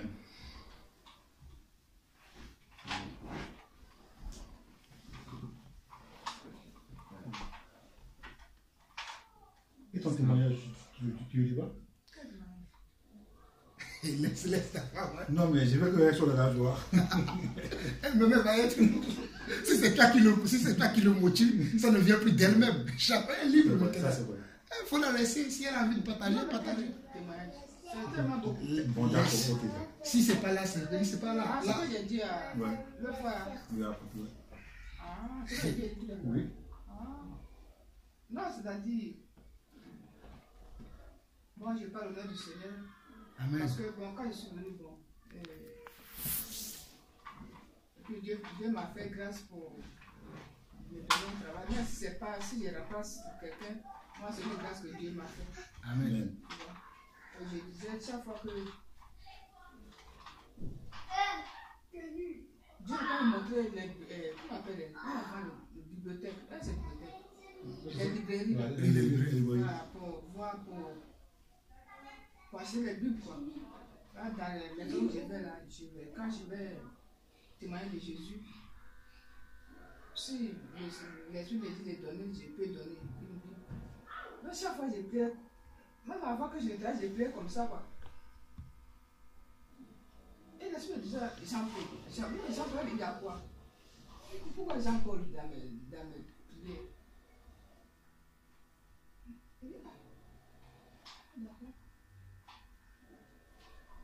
Je demande à Jean-Paul comment il fait pour se procurer les Bibles. Moi, je ne savais pas. Et Jean-Paul, la Bible, il ne sait pas. Donc, si Dieu me fait grâce de me joindre à vous, quoi, pour les Bibles, quoi. Comme j'avais l'intention de le faire, j'ai demandé chaque fois. Et je cherche, je ne trouve pas. Je vais partout, mais je ne sais pas. Moi, j'espère que c'est à côté, mais je n'arrive pas à le faire, quoi. Et l'Esprit me mettait après Jean-Paul. L'autre fois, j'ai fait le témoignage, j'ai dit ça au frère Patrick. Il m'a dit que bon, vous avez un peu voyagé. Il m'a dit que non, vous cherchez les Bibles, vous associez pour aller dessus et puis on vous envoie les. Oui, c'est ce qu'on fait. Donc, comme c'est. S'ils sont nouveaux, ils ne peuvent pas. Donc, il y a les prospectus que vous avez fait. Il a me donner pour donner ça dans la famille. Il dit, ah, Dieu m'a tué. Amen. En plus, je pensais vous donner les Bibles et les prospectus. J'avais pensé un moment, mais j'avais tellement de trucs dans la tête, j'ai oublié. Mais sinon, comme il t'a dit Patrick, nous, chacun cotise, chacun donne selon ce qu'il peut. Après, selon ce qu'on a, on achète des Bibles et on donne. Selon que l'Esprit nous conduit, on donne à les uns ou des autres. C'est ce qu'on fait. On n'a pas... chacun donne selon ce qu'il peut. On n'oblige personne. Si quelqu'un donne, on prend. Si personne ne donne pas, des fois c'est chacun qui prend. La première fois c'était le frère Pierre-Yves même qui avait pris toutes les Bibles, je crois. Ah non, c'était les prospectus qu'il avait pris, toutes les prospectus qu'on avait fait. C'est lui qui avait tout pris, il avait tout payé. Après on a décidé que non, c'est pas lui qui va payer tout le temps, que non, chacun va mettre de ce qu'il peut. On n'oblige personne. Si c'est 1 euro pour nous, gloire à Dieu. Si c'est 1 centime pour nous, on achète les Bibles et on distribue selon que le Seigneur nous met à cœur. Sinon, il y a des Bibles là. Moi, j'en ai encore. Le dimanche prochain, je ramènerai les Bibles et les prospectus. Je ramènerai encore. Comme ça, si tu veux distribuer, tu peux distribuer facilement. En tout cas, c'est que Dieu soit béni. C'est ça l'œuvre de Dieu. L'œuvre de Dieu, c'est pas forcément... en train de, même quand on donne la Bible, si la personne lit après, Dieu va lui parler. C'est aussi l'œuvre de Dieu. C'est comme la soeur que je disais ce matin qui m'a... Mes frères, Des fois, on ne pense pas à ça. Il y a des gens qui souffrent, qui ont besoin de quelqu'un qui puisse dire simplement, Dieu t'aime, Dieu veut faire ceci. J'ai parlé avec la sœur, je ne sais pas si on a parlé plus de 10 minutes. À la fin, je sentais que l'on lui a prié. J'ai juste dit, prends ton voile, couvre-toi la tête, on va prier. Après, elle a pris son voile, on a prié. À la fin, elle me remerciait comme si j'ai fait quelque chose. Oh non, merci mon frère. Ah, c'est Dieu qui a mis sur mon chemin. Ah, je dis à ma soeur que Dieu soit béni, que la gloire soit donnée à Dieu. C'est Dieu qui est le Seigneur. Nous sommes rien. Merci Seigneur. Et puis, parce que les gens ont besoin. Les gens ont besoin. Et nous, on ne va pas se dire, ah, mais parce que je ne suis pas comme un tel. Parce que je ne parle pas comme un. Peu importe ce que tu as toujours quelque chose à donner. Nous avons toujours quelque chose à donner. Et que Dieu bénisse chacun d'entre nous. Que nous continuions toujours. Surtout, n'oublions pas que nous devons donner gloire à Dieu. Parce que si nous ne donnons pas gloire à Dieu, nous allons vivre dans l'idolâtrie et Dieu ne va pas nous reconnaître. Amen. Amen. Et je voulais poser une question. Oui. Tu m'as envoyé un message là. C'est un témoignage, non? Ou bien c'est une soeur qui a vécu ça? Non, c'est un témoignage. C'est le message que j'ai envoyé aujourd'hui ou hier. Non, aujourd'hui. Aujourd'hui, c'est un témoignage. Non, c'est un témoignage que j'ai moi aussi. Des fois, quand je reçois, moi aussi, j'envoie à d'autres personnes. C'est un témoignage que j'ai reçu aujourd'hui. Ah, toi, tu as reçu ça? Oui. Ce matin, j'ai vu, quand je l'ai vu, on a dit dans le message qu'il faut envoyer. Ce n'est pas tous les messages que j'envoie, hein, mais c'est parce que le message parle d'évangélisation. Quand on doit parler de Jésus à tout le monde que je l'ai retransmis. Et si c'est un message où on dit envoie à 10 personnes pour être béni, j'envoie pas ce genre de message. Mais c'est parce que ça parle d'eux. Il faut que tout le monde sache qu'il doit parler de Christ aux gens. C'est pour ça que je l'ai envoyé. Depuis l'Italie, j'ai écouté le. Ah voilà. Moi, j'aime pas les messages où on dit envoie à 10 personnes, tu vas être béni. Là, Dieu ce n'est pas de la magie. Non. Ce n'est pas non plus des pronostics. Dieu, soit tu le suis, tu te bénis, soit tu ne le suis pas. Tu vis dans le péché, après tu envoies 10 messages à certains. Non, ça, c'est pas Dieu, ça. Amen. Amen. Ah, si vous n'avez plus rien à partager, on va louer le Seigneur. Hein. Moi, je suis encore prêt pour louer.